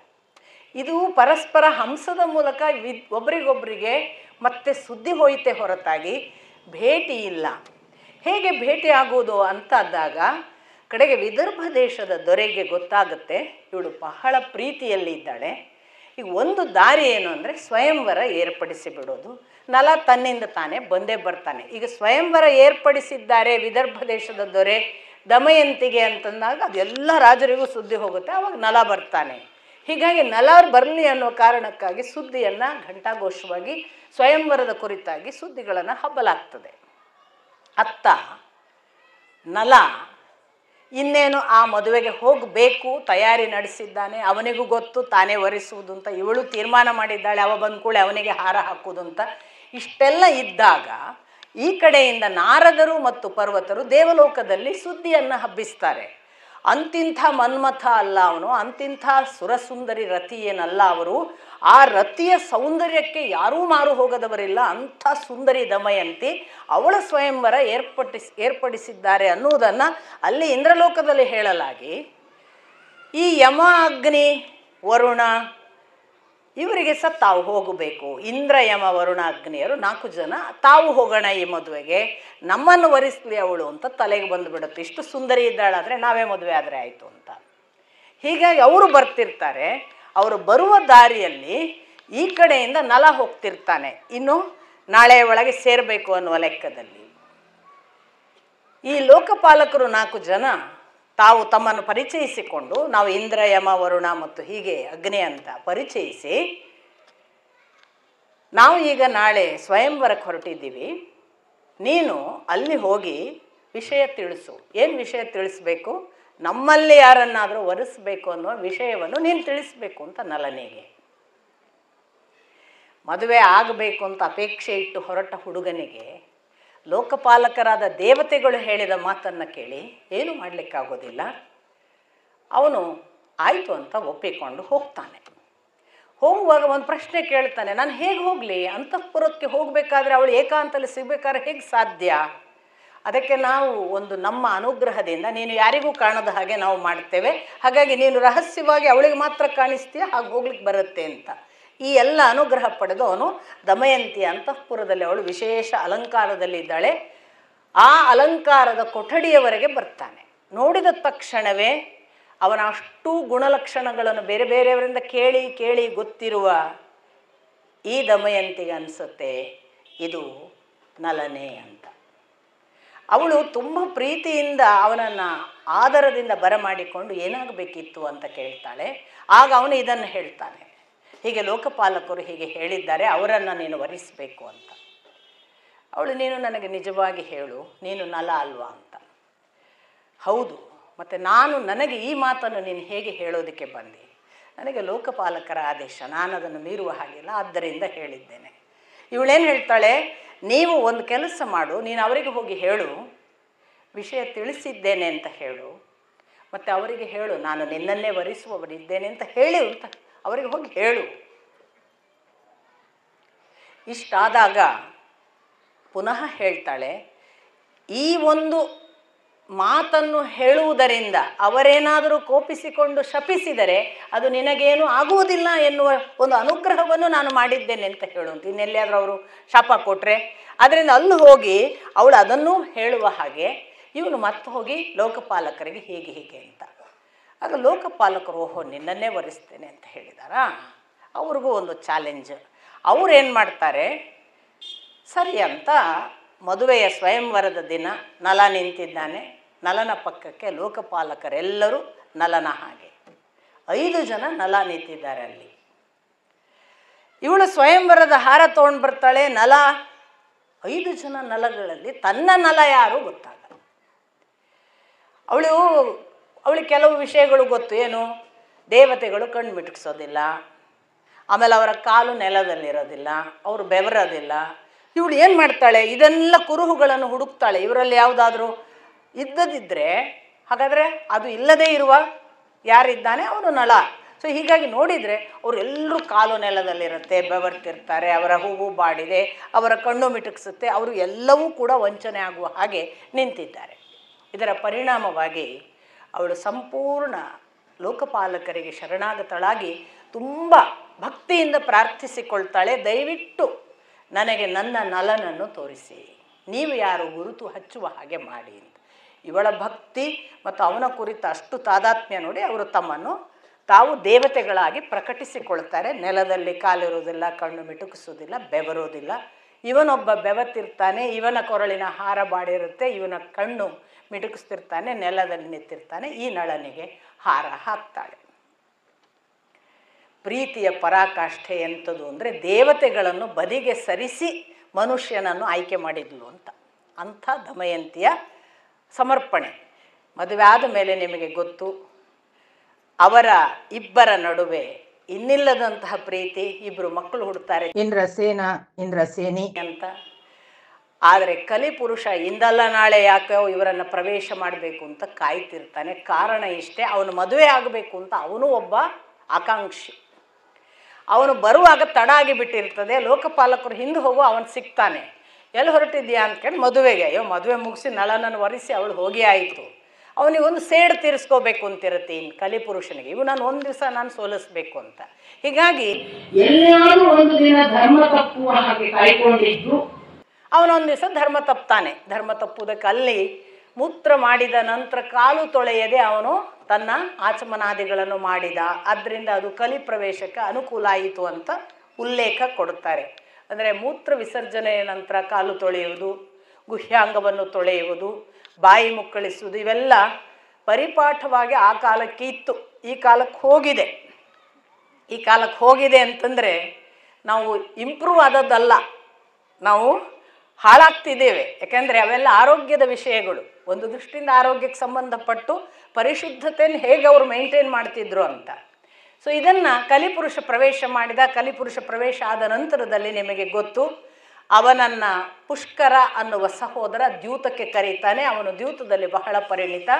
ದ್ಯೂತದಲ್ಲಿ ಸರ್ವ ಸಂಪತ್ತು, ಚಕ್ರವರ್ತಿ ನಲ, ಸರ್ವ ಸಂಪತ್ತುಗಳನ್ನು ಕೊಡಬೇಕಾಗತ್ತೆ. ಅಷ್ಟು ಒಪ್ಪಿಸ್ತಾನೆ. ಇನ್ನು ಎಲ್ಲವೂ ಮುಗೀತು, ಅವನನ್ನು ಅವನು ಪಣಕ್ಕಿಟ್ಟಾಗಿದೆ. ಕೊನೆಗೆ ನೋಡಿ, ಪುಷ್ಕರ ಒಂದು ಪ್ರಶ್ನೆ ಕೇಳ್ತಾನೆ, ನಿನ್ನ ದಮಯಂತಿ ಇದ್ದಾಳಲ್ಲ ಅವಳನ್ನು ಪಣಕ್ಕಿಟ್ಟು ಆಡು. ಆಗ ದುರುಗುಟ್ಟಿ ನೋಡಿ ಹೊರಟು ಬರ್ತಾನೆ. ನೋಡಿ ಯಾಕೆ ಭೀಷ್ಮಾಚಾರ್ಯರು ಉತ್ತರ ಕೊಡಲಿಲ್ಲ ಅಂತ. ಇದಮಿತ್ತಂ ಅಂತ ನಾನು ಉತ್ತರಿಸುವುದು ಕಷ್ಟ. ಯಾಕಂದರೆ ಇಡೀ ಇತಿಹಾಸದಲ್ಲಿ ಹೆಂಡತಿಯನ್ನು ಒತ್ತೆ ಇಟ್ಟ ಒಂದೇ ಒಂದು ಉದಾಹರಣೆ ಇರಲಿಲ್ಲ ಕಾಣ್ತದೆ ಅಲ್ಲಿಯವರೆಗೆ. ಶಕುನಿಯೇ ಮಾಡಿಸಿದ್ದು ಅದನ್ನು. ಇವನು ದುರುಗುಟ್ಟಿ ನೋಡಿ ಇವನು ಎದ್ದು ಬರಲಿಲ್ಲ. ಯಾಕಂದರೆ ಇವನದ್ದೊಂದು ಪ್ರತಿಜ್ಞೆ ಇತ್ತಲ್ಲ, ವಿರೋಧಿಸುವುದಿಲ್ಲ ಅನ್ನೋದು, ಅದರ ಹಣೆ ಬರಹ ಇಲ್ಲಿ. ಆದ್ದರಿಂದಲೇ ಧರ್ಮಶಾಸ್ತ್ರಕ್ಕೆ ಒಂದೋ ಪೂರ್ವ ಪ್ರಮಾಣ ಇರಬೇಕು. ಯಾವುದೋ ಒಂದು ರೂಢಿಯಿಂದ ನಡೆದದ್ದು, ಹಿರಿಯರ ಯಾವುದೋ ಒಂದು ಘಟನೆ ಅಥವಾ ಶಾಸ್ತ್ರ, ಇದು ಯಾವುದೂ ಇರಲಿಲ್ಲ. ಆದ್ದರಿಂದ ಭೀಷ್ಮಾಚಾರ್ಯರಿಗೆ ಅದು ಬಹಳ ವಿಶಿಷ್ಟವಾದ ಒಂದು ಸಂಕೀರ್ಣ ಸಮಸ್ಯೆ. ಹೇಗಪ್ಪ ಇದನ್ನು ಪಾಲು ಮಾಡು ಅಂತ ಗೊತ್ತಾಗದ್ದಕ್ಕೆ ಅವರು ಹಾಗೆ ಹೇಳಿದರು. ನನಗಿದರಲ್ಲಿ ಏನು ಹೇಳಲಿಕ್ಕೆ ತೋಚ್ತಿಲ್ಲ ಅಂತ. ಹಾಗಾಗಿ ನಮಗೆ ಕಾಣ್ತದೆ, ಪ್ರಥಮ ಇತಿಹಾಸ ಹೆಣ್ಣನ್ನು ಒತ್ತೆ ಇಟ್ಟದ್ದು ದ್ರೌಪದಿಯನ್ನೇ. ಈ ನಲ ಮಾತ್ರ ನಾನು ಒತ್ತೆ ಇಡೋದಿಲ್ಲ ಅಂತ ಎದ್ದ. ಅಲ್ಲಿಂದ ನಲ ಮತ್ತು ದಮಯಂತಿಯರು ಕಾಡಿಗೆ ಬಂದರು. ನಿಮಗೆ ಗೊತ್ತಿದೆ, ಕಾಡಿನಲ್ಲಿ ಅವರಿಗೆ ಇನ್ನಿಲ್ಲದಂತಹ ಬಹಳ ಸಂಕಷ್ಟಗಳು. ಆಗ ಬಟ್ಟೆ ಕೂಡ ಒಂದು ತುಂಡು ಬಟ್ಟೆ ಮಾತ್ರ ಇತ್ತು. ಆ ತುಂಡು ಬಟ್ಟೆಯನ್ನು ಹಕ್ಕಿ ಹಿಡಿಯೋ ಸಲುವಾಗಿ ಬಳಸಿದ. ಹಕ್ಕಿಗಳು ಅದನ್ನು ಎತ್ಕೊಂಡು ಹೋದವು. ಅವು ಕೂಡ ಕಲಿಪುರುಷನ ಭಾಗವಾಗಿದ್ದವು. ಇವನು ಬೆತ್ತಲಾದ. ಮಲಗುವಾಗ ಇಬ್ಬರು ಕಾಡಿನ ಯಾವುದೋ ಒಂದು ಕಲ್ಲಿನ ಮೇಲೆ ಮಲಗುವ ಹೊತ್ತಿಗೆ ಮುಂದೆ ಮಲಗಲಿಕ್ಕೆ ಮತ್ತು ಹೊತ್ತುಕೊಳ್ಳಿಕ್ಕೆ ಯಾವ ಬಟ್ಟೆಯೂ ಇಲ್ಲದೆ ಇರುವಾಗ ಸೀರೆಯನ್ನೇ, ದಮಯಂತಿಯ ಸೀರೆಯನ್ನೇ ಇಬ್ಬರು ಬಳಸಿದ್ರು ಅನ್ನೋದು. ಮಧ್ಯರಾತ್ರಿ ಇವನಿಗೆ ಈ ಕಷ್ಟಕ್ಕೆ ಇವಳನ್ನು ಯಾಕೆ ದೂಡುದು, ಇವಳು ಸುಖವಾಗಿರಲಿ, ನನ್ನ ಕಷ್ಟ ನನಗಿರಲಿ ಅಂತ ಇವನು ಸಣ್ಣಗೆ ಎಚ್ಚರ ಮಾಡಿಕೊಂಡು ಅವಳಿಗೆ ಸಪ್ಪಳಾಗದ ಹಾಗೆ ಆ ಸೀರೆಯ ಅರ್ಧ ಭಾಗವನ್ನೇ ತನ್ನ ಮೈ ಮುಚ್ಚುವುದಕ್ಕೆ ಬಳಸಿ ಹೊರಟು ಹೋದ ಅನ್ನೋದು ಒಂದು ಭಾಗ. ಅವನು ಹೊರಟು ಹೋದ ಮೇಲೆ ದಮಯಂತಿ ಪಟ್ಟ ಪಾಡೇ ಒಂದು ದೀರ್ಘ ಕಥನ. ಅವಳಿಗೆ ಹೆಬ್ಬಾವು ಒಂದು ಬಂದು ಸುತ್ತುತ್ತೆ. ಅವಳಿಗೆ ಹೆಬ್ಬಾವು ಬಂದ ಲಕ್ಷ್ಯ ಇಲ್ಲ. ಎಲ್ಲಿ ಹೋದಿ ನನ್ನ ಗಂಡ, ಆ ತುಂಡು ಬಟ್ಟೆ ತೆಗೆದುಕೊಂಡು ನನ್ನನ್ನು ಬಿಟ್ಟು ಕಾಡಿನಲ್ಲಿ, ನೀನು ನನ್ನನ್ನು ರಕ್ಷಿಸದಿದ್ದರೆ ಇನ್ಯಾರು ನನಗೆ ರಕ್ಷೆ, ನಾನು ಕಾಡಿನಲ್ಲಿ ನಿನ್ನನ್ನೇ ನಂಬಿ ಹುಡುಕುತ್ತಿದ್ದೇನೆ ಅಂತ ಕೂಗುವುದೊಂದೇ ಗೊತ್ತು ಅವಳಿಗೆ. ಹೆಬ್ಬಾವು ಇನ್ನೇನು ನುಂಗುತ್ತೆ ಅನ್ನೋದು ಗೊತ್ತಿಲ್ಲ. ನಲ ನಲ ಅಂತ ಕೂಗ್ತಿರ್ತಾಳೆ. ಯಾವನೋ ಒಬ್ಬ ಬೇಟೆಗಾರನಿಗೆ ಇವಳ ಕೂಗು ಕೇಳಿ ಅವನು ಬಂದು ಆ ಹೆಬ್ಬಾವಿನಿಂದ ರಕ್ಷಿಸ್ತಾನೆ. ಹೆಬ್ಬಾವನ್ನು ಕೊಲ್ತಾನೆ. ಕೊಂದ ನಂತರ ಇವಳ ಕಥೆ ಕೇಳಿದ ಮೇಲೆ ಇವಳು ಇದ್ದದ್ದು ಯಥಾ ಪ್ರಕಾರ ಹೇಳ್ತಾಳೆ. ತಕ್ಷಣ ಇವನಿಗೇನು ಅನಿಸುತ್ತೆ, ಇವಳು ಒಬ್ಬಳೇ ಇದ್ದಾಳೆ, ಇವಳನ್ನು ಅಪಹರಿಸ್ಬೋದಲ್ಲ, ಸುಂದರವಾಗಿದ್ದಾಳೆ. ಹೀಗಾಗಿ ಆ ಭಾವದಿಂದ ಬೇಟೆಗಾರ ಇವಳ ಹತ್ರ ಬಂದಾಗ ಇವಳು ದುಷ್ಟ ಕಣ್ಣಿನಿಂದ, ಕೆಂಗಣ್ಣಿನಿಂದ, ನನ್ನ ಪಾತಿವ್ರತ್ಯ ನಿಜವಾಗಿದ್ದರೆ, ನಾನು ನಂಬಿದ್ದ ನಳ ನನ್ನ ಗಂಡನಾಗಿ ನನ್ನನ್ನು ಪ್ರೀತಿಸುವುದು ಹೌದಾದರೆ, ನನ್ನ ಪರಿಶುದ್ಧತೆ ಸತ್ಯವಾದರೆ ಇವನು ಸುಟ್ಟು ಹೋಗಲಿ ಅಂತ ಶಪಿಸುವ ಹೊತ್ತಿಗೆ ಅವನು ಸುಟ್ಟು ಹೋದ. ಇಂಥದ್ದನ್ನು ಅಂತರಂಗದ ಧೀಶಕ್ತಿ ಅಂತ ಹೇಳೋದು. ಇದಕ್ಕೆ ನಿರಂತರವಾಗಿ ನಮ್ಮ ಒಳಗೆ ನಾವು ಪಾವಿತ್ರ್ಯವನ್ನು ಕಾಪಾಡಿಕೊಂಡಿದ್ದರೆ ನಮಗೆ ಯಾರಿಗೂ ಕೂಡ ಸಾಧ್ಯ. ಇದು ನಮ್ಮ ಮುಂದೆ ಗಂಡು ಬಂದರೆ ಅಥವಾ ಯಾವನೋ ಒಬ್ಬ ಅಮಾಯಕವಾಗಿ ನಮ್ಮನ್ನು ಏನೋ ಮಾಡಲಿಕ್ಕೆ ಬಂದರೆ ಹೆದರುವ ಕಾರಣ ಇಲ್ಲ. ಅಂತರಂಗದಲ್ಲಿ ಇಂಥದ್ದೊಂದು ಬಲ ಇದ್ದರೆ ಅವನು ಸುಟ್ಟು ಭಸ್ಮನೇ ಆಗಬೇಕು, ಅಥವಾ ಅವನು ಶರಣಾಗತನೇ ಆಗಬೇಕು. ಎರಡು ರೀತಿ, ಒಂದು ಸುಟ್ಟು ಭಸ್ಮ ಮಾಡುವುದು, ಇಲ್ಲ ಪ್ರೀತಿಯಿಂದ ಅವನನ್ನು ಪರಿವರ್ತಿಸುವುದು. ಎರಡೂ ಸಾಧ್ಯತೆ ಹೆಣ್ಣಿಗಿದೆ. ಬಹಳ ದುರ್ಬಲವಾಗಿ ಬೆಳೆಸ್ತೀವಿ ಮನೆಯಲ್ಲಿ. ಹೆಣ್ಮಕ್ಳಿಗೆ ಏನೇನೋ ಬೇಡವಾದ ಹೇಳಿಕೊಟ್ಟು, ಅವಳು ಅಂದರೆ ಏನು, ತಾನು ಯಾರಾದರೂ ಬಂದರೆ ಈಗ ನಾನು ರೇಪ್ ಆಗಲಿಕ್ಕೆ ಇರುವ ವಸ್ತು ಅಂತ ತೀರ್ಮಾನ ಮಾಡುವ ಹಾಗೆ ಬೆಳೆಸ್ತೀವಿ ನಾವು. ಮಾನಭಂಗ ಆಗ್ಲಿಕ್ಕೆ ಬಂದರೆ ಇದು ಮಾನಭಂಗ ಮಾಡಲಿಕ್ಕೆ ಅವಳು ಬೇರೆ ದಾರಿ ಇಲ್ಲಪ್ಪ, ನೀನು ಆಗಬೇಕು ಅನ್ನುವ ಹಾಗೆ ನಮ್ಮಲ್ಲಿ ಅವಳನ್ನು ದುರ್ಬಲ ಅಂತ ಮಾನಸಿಕವಾಗಿ ದೈಹಿಕವಾಗಿ ಟ್ರೈನ್ ಮಾಡಲಾಗ್ತದೆ. ಆ ಥರದ್ದು ಮಾಡದೇ ಇದ್ದರೆ ಅದಕ್ಕೊಂದು ಬೇರೆ ರೀತಿಯ ವಿಶಿಷ್ಟ ಶಕ್ತಿ ಇದೆ. ಹೆಣ್ಣು ಅಂದರೆ ಅಷ್ಟು ಸರಳವಲ್ಲ, ಅವಳಲ್ಲಿ ಬಲ ಇದೆ, ಅವಳ ಅಂತರಂಗದಿಂದ ಬಹಳ ಬಲಿಷ್ಠಳು, ಅದಕ್ಕೆ ದೈಹಿಕ ಬಲ ಬೇಡ, ಇದನ್ನೆಲ್ಲ ಹೇಳಿಕೊಡಬೇಕು. ಆ ಥರ ಮಾಡುವುದರಿಂದ ನೋಡಿ, ಒಂದು ಸಂದರ್ಭ ಬಸ್ಸಿನಲ್ಲಿ ನಾನು ರಾತ್ರಿ ಪ್ರಯಾಣ ಮಾಡುವಾಗ, ನಾನು ಅವಾಗಿನ್ನೂ ನನ್ನ 24ನೇ ವಯಸ್ಸು ಅಂತ ಕಾಣಿಸ್ತದೆ. ಬಸ್ಸಿನ ಪಕ್ಕದಲ್ಲಿ ಆಗ ಹೆಣ್ಮಕ್ಳಿಗೆ ಮಾತ್ರ ರಿಸರ್ವೇಷನ್ ಅಂತೆಲ್ಲ ರಿಸರ್ವೇಷನ್ ಇರಲಿಲ್ಲ, ಮತ್ತದು ಬಹಳ ಸರಿಯಾದ ಕ್ರಮ. ನಾವು ಯಾರೊಟ್ಟಿಗೂ ಬದುಕಲಿಕ್ಕೆ ಕಲ್ತ್ರೇ ನಾವು ಚೆನ್ನಾಗಿ ಬದುಕೋದು. ಪ್ರತ್ಯೇಕ ಬದುಕಿದರೆ ಯಾವತ್ತೂ ಕೂಡ ನಮಗೆ ಬಲ ಬರೋಕ್ಕೆ ಸಾಧ್ಯನೇ ಇಲ್ಲ. ನನ್ನ ಪಕ್ಕ ಯಾವುದೋ ಗಂಡಸಿಗೆ ಟಿಕೆಟ್ ಆಗಿತ್ತು, ಮಂಗಳೂರು ಬರ್ತಿದ್ದಂಗೆ ಅವನು ಹತ್ತಿದ. ನಾನು ಒಳ್ಳೆ ನಿದ್ದೆಯಲ್ಲಿದ್ದೆ, ಈಚೆ ಕಡೆ ಕಿಟಕಿ ಕಡೆ ಬಾಗಿಲ ಕಡೆಗೆ ಇದು ನಿದ್ದೆಗೆ ತಲೆ ಒರಗಿಸಿಕೊಂಡು ಶಾಲ್ ಹೊದ್ಕೊಂಡಿದ್ದೆ. ಈ ಮಂಗಳೂರಿನಿಂದ ಹತ್ತಿದವನು ಒಂದಿಷ್ಟು ದೂರ ಹೋದ ಹಾಗೆ ಅವನ ಕೈಯನ್ನು ನನ್ನ ತೊಡೆಯ ಹತ್ತಿರ ತಂದ. ನಾನು ಮೊದಲು ಓರೆ ಕಣ್ಣಿನಿಂದ ಗಮನಿಸಿದೆ. ಕೆಲವರಿಗೆ ಕೈ ತಪ್ಪಿನೂ ಬೀಳುತ್ತೆ, ನಾವು ಏಕಾಏಕಿ ತೀರ್ಮಾನ ಮಾಡಬಾರ್ದಲ್ವಾ, ನನ್ನ ಕಡೆಯಿಂದ ತಪ್ಪುಗಳಾಗಬಾರ್ದು. ಸರಿ, ನೋಡಿದೆ, ಅವನೇ ಉದ್ದೇಶಪೂರ್ವಕ ಮಾಡ್ತಾನೆ, ಅಚಾನಕ್ ಆಗಿದ.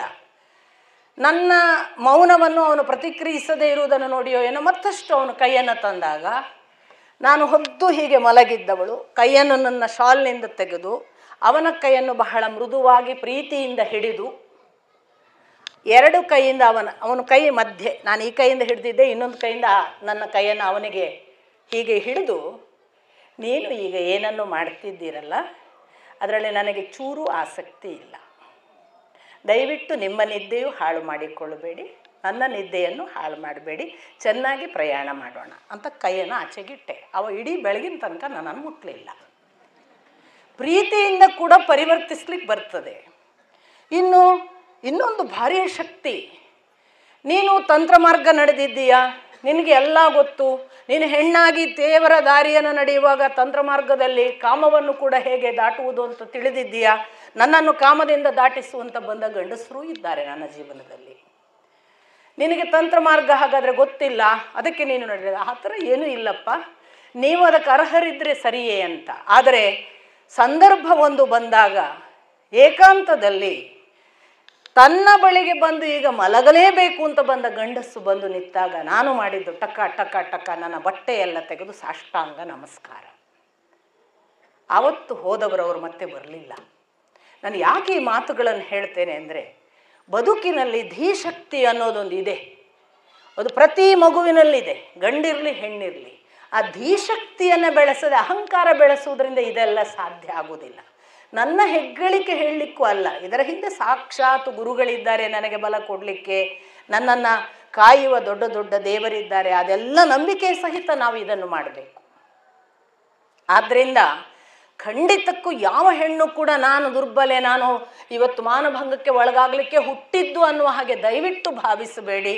ಗಟ್ಟಿತನ ಅನ್ನುವುದನ್ನು ಯಾರೋ ನಿಮಗೆ ಎರವಲು ಕೊಡ್ಲಿಕ್ಕೆ ಬರೋದಿಲ್ಲ, ಯಾರಿಂದಲೂ ನೀವು ದುಡ್ಡಿಗೆ ತಗೊಳ್ಲಿಕ್ಕೆ ಬರೋದಿಲ್ಲ.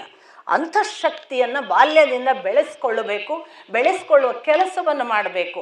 ಇಲ್ಲದೆ ಹೋದರೆ ಪಾವಿತ್ರ್ಯದ ದೃಷ್ಟಿಯಿಂದ ಅಂತರಂಗದಲ್ಲಿ ಸತ್ಯ, ಪ್ರಾಮಾಣಿಕತೆ, ನಿಷ್ಠೆ ಇವುಗಳಾದರೂ ಗಟ್ಟಿ ಇರಬೇಕು. ಇವುಗಳೂ ಕೂಡ ನಿಮಗೆ ಭಾರಿ ಬಲ ಕೊಡ್ತವೆ. ಅದು ಕೊಟ್ಟದ್ದು, ದಮಯಂತಿಗೆ ಬಲ ಕೊಟ್ಟದ್ದು ಪ್ರೀತಿಯಲ್ಲಿದ್ದ ಪ್ರಾಮಾಣಿಕತೆ, ನಿಷ್ಠೆ, ಸಮರ್ಪಣೆ. ಆ ಅಂತರಂಗ ಧೀಶಕ್ತಿಯಿಂದ ಅವಳು ಹೀಗೆ ಸುಟ್ಟು ಹೋಗಲಿ ಅಂದರೆ ಸುಟ್ಟು ಹೋಗಬೇಕು. ಕಿನ್ನರಿ ಬೊಮ್ಮಯ್ಯನನ್ನು ಸುಟ್ಟು ಹಾಕಿದಳು, ಅಥವಾ ಅವನು ಓಡಿ ಹೋದ, ಇದು ಹುಲಿ ಅಂತ ಹೇಳಿ ಅಂತ ಕಥೆ ಬರುತ್ತಲ್ಲ ಅಕ್ಕ ಮಹಾದೇವಿಯ ಬಗ್ಗೆ. ಹೇಗೆ ಬಂತು? ಅವಳು ಒಬ್ಬಳು ಹೆಣ್ಣು, ಬತ್ತಲೆ ಹೋಗಿದ್ದಳಲ್ಲ. ಆದ್ದರಿಂದ ಇದು ಯಾವುದೂ ಅಸಾಧ್ಯವಾದದ್ದಲ್ಲ. ಅಂಥ ಒಂದು ಘಟನೆ. ಆ ಬಳಿಕ ಬೇರೆ ಬೇರೆ ತೊಂದರೆಗಳು ಅವಳಿಗೆ ಶಾರ್ದೂಲ ಬರುತ್ತೆ ಅವಳ ಹತ್ರ. ಆ ಶಾರ್ದೂಲ ಬಂದರೂ ಕೂಡ, ಶಾರ್ದೂಲ ಅಂದರೆ ಮೃಗರಾಜ, ಅದು ಬಂದರೂ ಕೂಡ ಇವಳು ಬೇರೆ ಕಥೆ ಕೇಳುವುದ್ರಲ್ಲಿಲ್ಲ. ನಲ ಎಲ್ಲಿ ಅದೂ ಕೂಡ ಮರಳಿ ಹೋಯಿತು. ಮುಂದೆ ಅವಳಿಗೆ ಋಷಿ ಆಶ್ರಮ ಬಂದು ಅವರು ಋಷಿಗಳೆಲ್ಲ ನಿನಗೆ ಒಳ್ಳೆಯದಾಗ್ತದೆ ಅಂತ ಹರಸಿದ ಹಾಗೆ ಅದು ಕನಸು. ಅದರ ನಂತರ ಒಂದಿಷ್ಟು ವರ್ತಕರು ವ್ಯಾಪಾರಿಗಳು ಬರ್ತಾರೆ. ಅವರ ಗಾಡಿಯಲ್ಲಿ ಹೋಗೋಣ ಅಂತ ಅವಳು ಅವರನ್ನು ಕೇಳಿಕೊಳ್ತಾಳೆ. ಅವರು ಕರ್ಕೊಂಡು ಹೋಗ್ತಾರೆ. ಆದರೆ ವರ್ತಕರನ್ನು ಯಾವುದೋ ಒಂದಿಷ್ಟು ರಾತ್ರಿ ಡಕಾಯಿತರು ಅಟ್ಯಾಕ್ ಮಾಡಿ ಅವರ ವಸ್ತುಗಳನ್ನೆಲ್ಲ ಅಪಹರಿಸಿದಾಗ ವರ್ತಕರು ಇವಳು ನಮ್ಮೊಟ್ಟಿಗೆ ಶನಿ, ಇವಳು ಬಂದದ್ರಿಂದ ಹೀಗಾಯಿತು ಅಂತ ಇವಳನ್ನೇ ಹಳಹಳಿಸುವಾಗ ನಿಂದಿಸುವಾಗ ಅವರು ಮತ್ತೆ ಅವಳು ಕೂಡ ಅವರನ್ನು ಬಿಟ್ಟು ಹೋಗುವ ತೀರ್ಮಾನ ಮಾಡ್ತಾಳೆ. ಆ ಬಳಿಕ ಅವರ ಜೊತೆಗಿದ್ದ ಬ್ರಾಹ್ಮಣರ ಬೆನ್ನು ಹತ್ತುತ್ತಾಳೆ. ಆ ಬ್ರಾಹ್ಮಣರು ಅವಳನ್ನು ಚೇದಿರಾಜನ ಕಡೆಗೆ ಮುಟ್ಟಿಸ್ತಾರೆ. ಆ ಚೇದಿರಾಜನಲ್ಲಿ ರಾಜಮಾತೆಯ ತನಕ ಇವಳನ್ನು ಮುಟ್ಟಿಸುವ ಕೆಲಸವಾಗ್ತದೆ. ಆ ಚೇದಿರಾಜನ ವಂಶದ ರಾಜಮಾತೆ ನನ್ನ ಮಗಳು ಸುನಂದಾಳಿಗೆ ನೀನು ಸೈರಂಧ್ರಿಯಾಗಿ ಇರುವಂತೆ, ಯಾಕಂದರೆ ಇವಳು ತನ್ನನ್ನು ಹಾಗೆ ಪರಿಚಯಿಸ್ಕೊಳ್ತಾಳೆ, ತಾನು ಸೈರಂಧ್ರಿ ಅಂತ, ಬ್ಯೂಟಿಷಿಯನ್ ಅಂತ.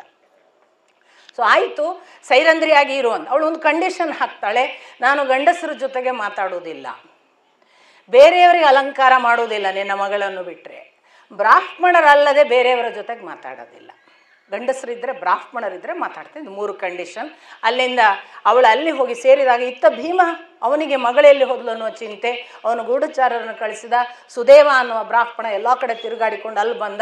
ಅಲ್ಲಿ ಬಂದಾಗ ಅವನಿಗೆ ಕೆಲವು ಕುರುಹುಗಳನ್ನು ನೋಡಿ ಇವಳು ದಮಯಂತಿ ಅಂತ ಅನುಮಾನ ಬರುತ್ತೆ. ಅವಳ ಹತ್ರ ಹೋಗಿ ಅವನು ಒಂದಿಷ್ಟು ತನ್ನನ್ನು ಪರಿಚಯಿಸ್ಕೊಂಡು ಮಾತಾಡ್ಲಿಕ್ಕೆ ಶುರು ಮಾಡಿದಾಗ ದಮಯಂತಿ ಹೌದು ಅಂತ ತಾನು ಓಪನ್ ಅಪ್ ಆಗ್ತಾಳೆ.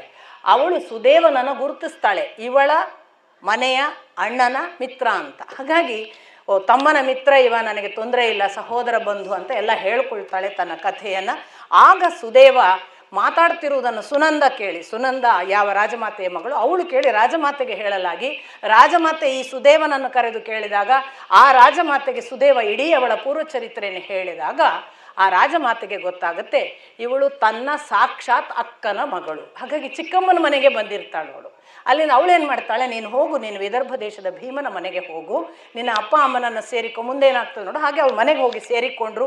ಅಲ್ಲಿ ಸೇರಿದ ಮೇಲೆ ಅವರ ಜೊತೆಗೆ ಇದ್ದಾಗಲೂ ಕೂಡ ಅವಳು ಮತ್ತೆ ಅಪ್ಪನನ್ನು ಕೇಳುವುದು, ನನಗೆ ನನ್ನ ನಲನನ್ನು ಒದಗಿಸಿಕೊಡಿ. ಇವರು ಮತ್ತೆ ಗೂಢಚಾರರನ್ನು ಬಿಡ್ತಾರೆ, ಹುಡುಕ್ಲಿಕ್ಕೆ ಹೋಗ್ತಾರೆ.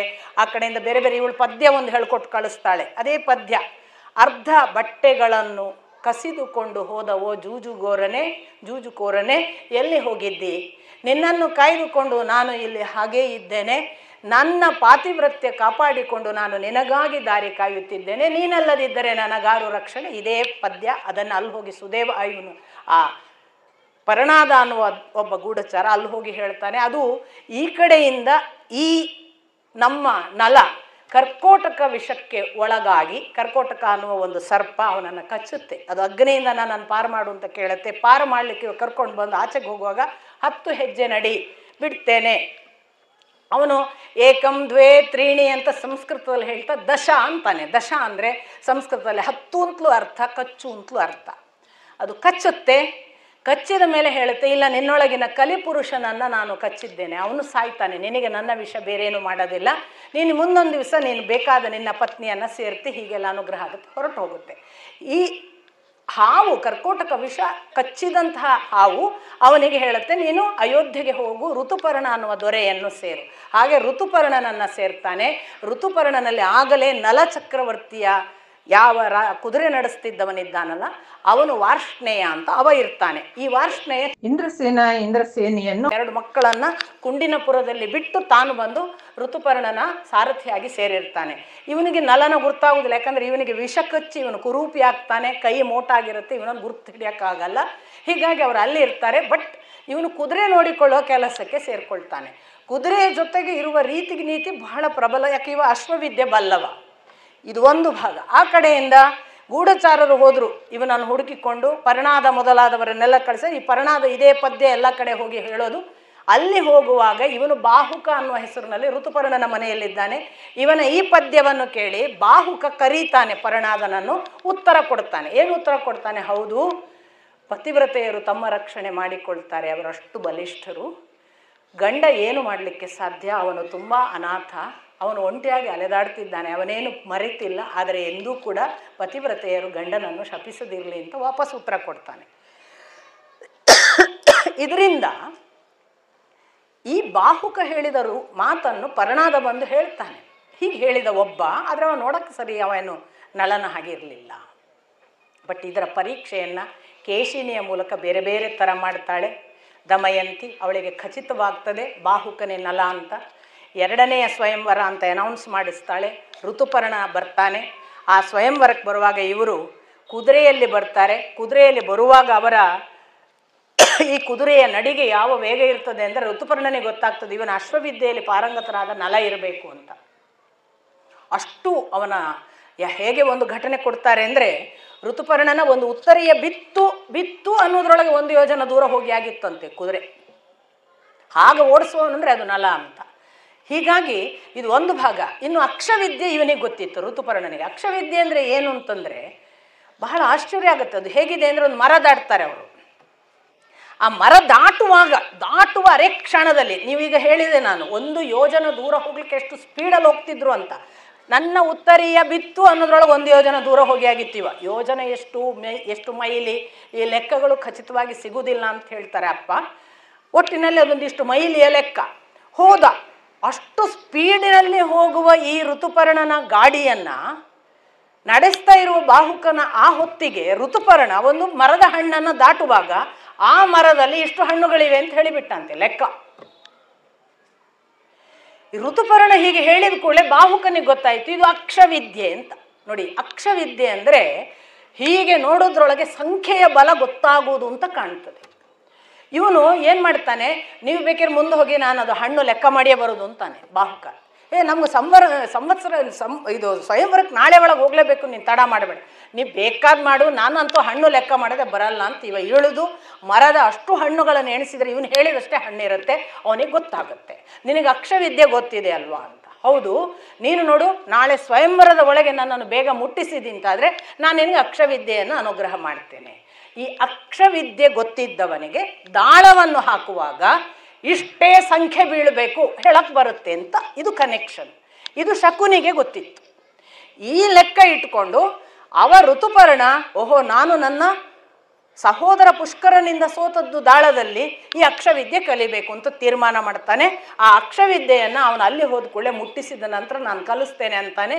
ಇತ್ತ ಸ್ವಯಂವರದ ಯಾವ ತಯಾರಿ ಇರೋದಿಲ್ಲ. ಋತುಪರ್ಣ ನೋಡ್ತಾನೆ, ಇಲ್ಲ ಅದರ ಆತಿಥ್ಯ ಮಾಡ್ತೇವೆ, ಕೂತ್ಕೊಳ್ಳಿ, ಇನ್ನೊಂದಿಷ್ಟು ದಿವಸ ಇದ್ದು ಹೋಗಿ ಇರ್ತಾರೆ. ಬಾಹುಕನನ್ನು ಕೇಶಿನಿ ಅನ್ನುವ ಸೇವಕಿಯನ್ನು ಕಳಿಸುವುದರ ಮೂಲಕ ದಮಯಂತಿ ಎಲ್ಲ ಪರೀಕ್ಷೆಗಳನ್ನು ಮಾಡಿದಾಗ ಅವಳಿಗೆ ಖಚಿತವಾಗ್ತದೆ ಬಾಹುಕನೇ ನಲ ಅಂತ. ಅಡಿಗೆಯ ರುಚಿ ನೋಡಿಸ್ತಾವ, ಅಡಿಗೆ ಮಾಡ್ತಿರ್ತಾನೆ, ಅಡಿಗೆಯ ರುಚಿ ನೋಡ್ತಾಳೆ, ಅದು ನಲನದ್ದು ಅಂತ ಗೊತ್ತಾಗುತ್ತೆ. ಅದಲ್ಲದೆ ಅವನು ನೀರು ಮತ್ತು ಅಗ್ನಿ ಯಾರೂ ಕೊಡದೆ ಅವನಿಗೆ ಸೃಷ್ಟಿ ಮಾಡುವ ಶಕ್ತಿ ಇರ್ತದೆ, ಲೋಕಪಾಲಕರು ಮಾಡಿದ ಅನುಗ್ರಹ ಅವನಿಗೆ, ಅದು ಗೊತ್ತಾಗುತ್ತೆ. ಅವನು ನೀರು ಮತ್ತು ಅಗ್ನಿ ಯಾರ ಹತ್ರ ಕೇಳಿದ ಅಡಿಗೆ ಮಾಡ್ತಿರ್ತಾನೆ. ಇದೆಲ್ಲ ನೋಡಿದರೆ ಇದು ಪಕ್ಕಾ ನಲ ಅಂತ ಗೊತ್ತಾಗಿ ತಂದೆ ಹತ್ರ ಅನುಮತಿ ಕೇಳಿ ಒಂದು ದಿವಸ ಮನೆಯ ಅಂತಃಪುರಕ್ಕೆ ಕರೆಸ್ಕೊತಾಳೆ. ಆ ಅಂತಃಪುರದಲ್ಲಿ ಮತ್ತೆ ಪರಸ್ಪರ ಪ್ರಶ್ನೋತ್ತರಗಳಾದಾಗ ಅವನು ಒಪ್ಪಿಕೊಳ್ಳುತ್ತಾನೆ ತಾನು ನಲ ಅನ್ನೋದನ್ನು. ಆ ಬಳಿಕ ಅವರ ಪುನರ್ಮಿಲನ ಆಗ್ತದೆ. ಹಾಗೆ ಆದ ತಕ್ಷಣ ಇವನ ಕುರೂಪ ಸ್ಥಿತಿ ಹೋಗ್ತದೆ. ಹೀಗಾಗಿ ಮತ್ತೆ ನಲ ದಮಯಂತಿಯರ ಪುನರ್ಮಿಲನ ಆಗುತ್ತೆ. ಅವನು ಅಕ್ಷವಿದ್ಯೆಯನ್ನು ಪಡೆದು ಪುಷ್ಕರನ ಜೊತೆಗೆ ಆಟ ಆಡಿ ಪುಷ್ಕರನಿಂದ ಸಂಪೂರ್ಣ ಕಳೆದುಕೊಂಡ ಚಕ್ರವರ್ತಿತ್ವದ ಸಂಪತ್ತನ್ನು ಮರಳಿ ಪಡೆದು ಅರ್ಧವನ್ನು ತಮ್ಮನಿಗೆ ಧಾರೆ ಎರೀತಾನೆ. ಪುಷ್ಕರನಿಗೆ, ನಾನು ರಾಜ್ಯದ ಸಕಲ ಸಂಪತ್ತು ಪಡೆದಿದ್ದೇನೆ, ಆದರೆ ನನಗೆ ಸಂಪೂರ್ಣ ಬೇಡ, ನೀನು ಚೆನ್ನಾಗಿರು ಅಂತ. ಇದು ಕ್ಷಮಾಗುಣ. ನನಗೆ ಹಾಗೆ ಮಾಡಿದೆಯಲ್ಲ, ನೀನು ಹೀಗಾಗಬೇಕು, ಇದು ಇವತ್ತಿನ ಧಾಟಿ. ನನ್ನನ್ನು ಬೀದಿಗೆ ಹಾಕಿದೆಯಲ್ಲ, ನೀನು ಬೀದಿಗೆ ಹೋಗಬೇಕು. ಕ್ಷಮೆ ಒಂದೇ ಸತ್ಯ, ಕ್ಷಮೆಯೇ ಯಜ್ಞ, ಕ್ಷಮೆಯೇ ತಪಸ್ಸು, ಕ್ಷಮೆಯೇ ವೇದ, ಕ್ಷಮೆಯಿಂದಲೇ ಏಳಿಗೆ, ಕ್ಷಮೆ ಇಲ್ಲದಿದ್ದರೆ ಸರ್ವನಾಶ. ಇದು ಧರ್ಮರಾಯ ಹೇಳಿದ ಮಾತು, ನಳ ಚಕ್ರವರ್ತಿಯ ಮಾತು. ಚಕ್ರವರ್ತಿ ತೋರಿಸಿದ ನಡೆ. ಅವನು ಪುಷ್ಕರನಿಗೆ ಅರ್ಧ ರಾಜ್ಯವನ್ನು ಕೊಟ್ಟು ಅರ್ಧ ಸಂಪತ್ತನ್ನು ಕೊಟ್ಟು ನೀನು ಚೆನ್ನಾಗಿರು, ನಾನು ಚೆನ್ನಾಗಿರ್ತೇನೆ, ಇದು ನಾವು ನಡೆಯಬೇಕಾದದ್ದು ಅಂತ ನಲನ ಮೂಲಕ ಕಥೆ. ಇದನ್ನು ಹೇಳ್ತಾರೆ. ನಲನಿಗೆ ಯಾರಿದ್ರಪ್ಪ? ಹೆಂಡತಿ ಇರಲಿಲ್ಲ ಜೊತೆಗೆ, ನಿನ್ನ ಜೊತೆಗಿರುವ ಹಾಗೆ ಸಹೋದರರು ಇರಲಿಲ್ಲ, ಗುರುಗಳಿರಲಿಲ್ಲ, ಯಾರೂ ಇರಲಿಲ್ಲ. ಯಾರು ಕಷ್ಟಪಟ್ಟದ್ದು? ಯುಧಿಷ್ಠಿರ ಸುಮ್ಮನಾಗ್ತಾನೆ.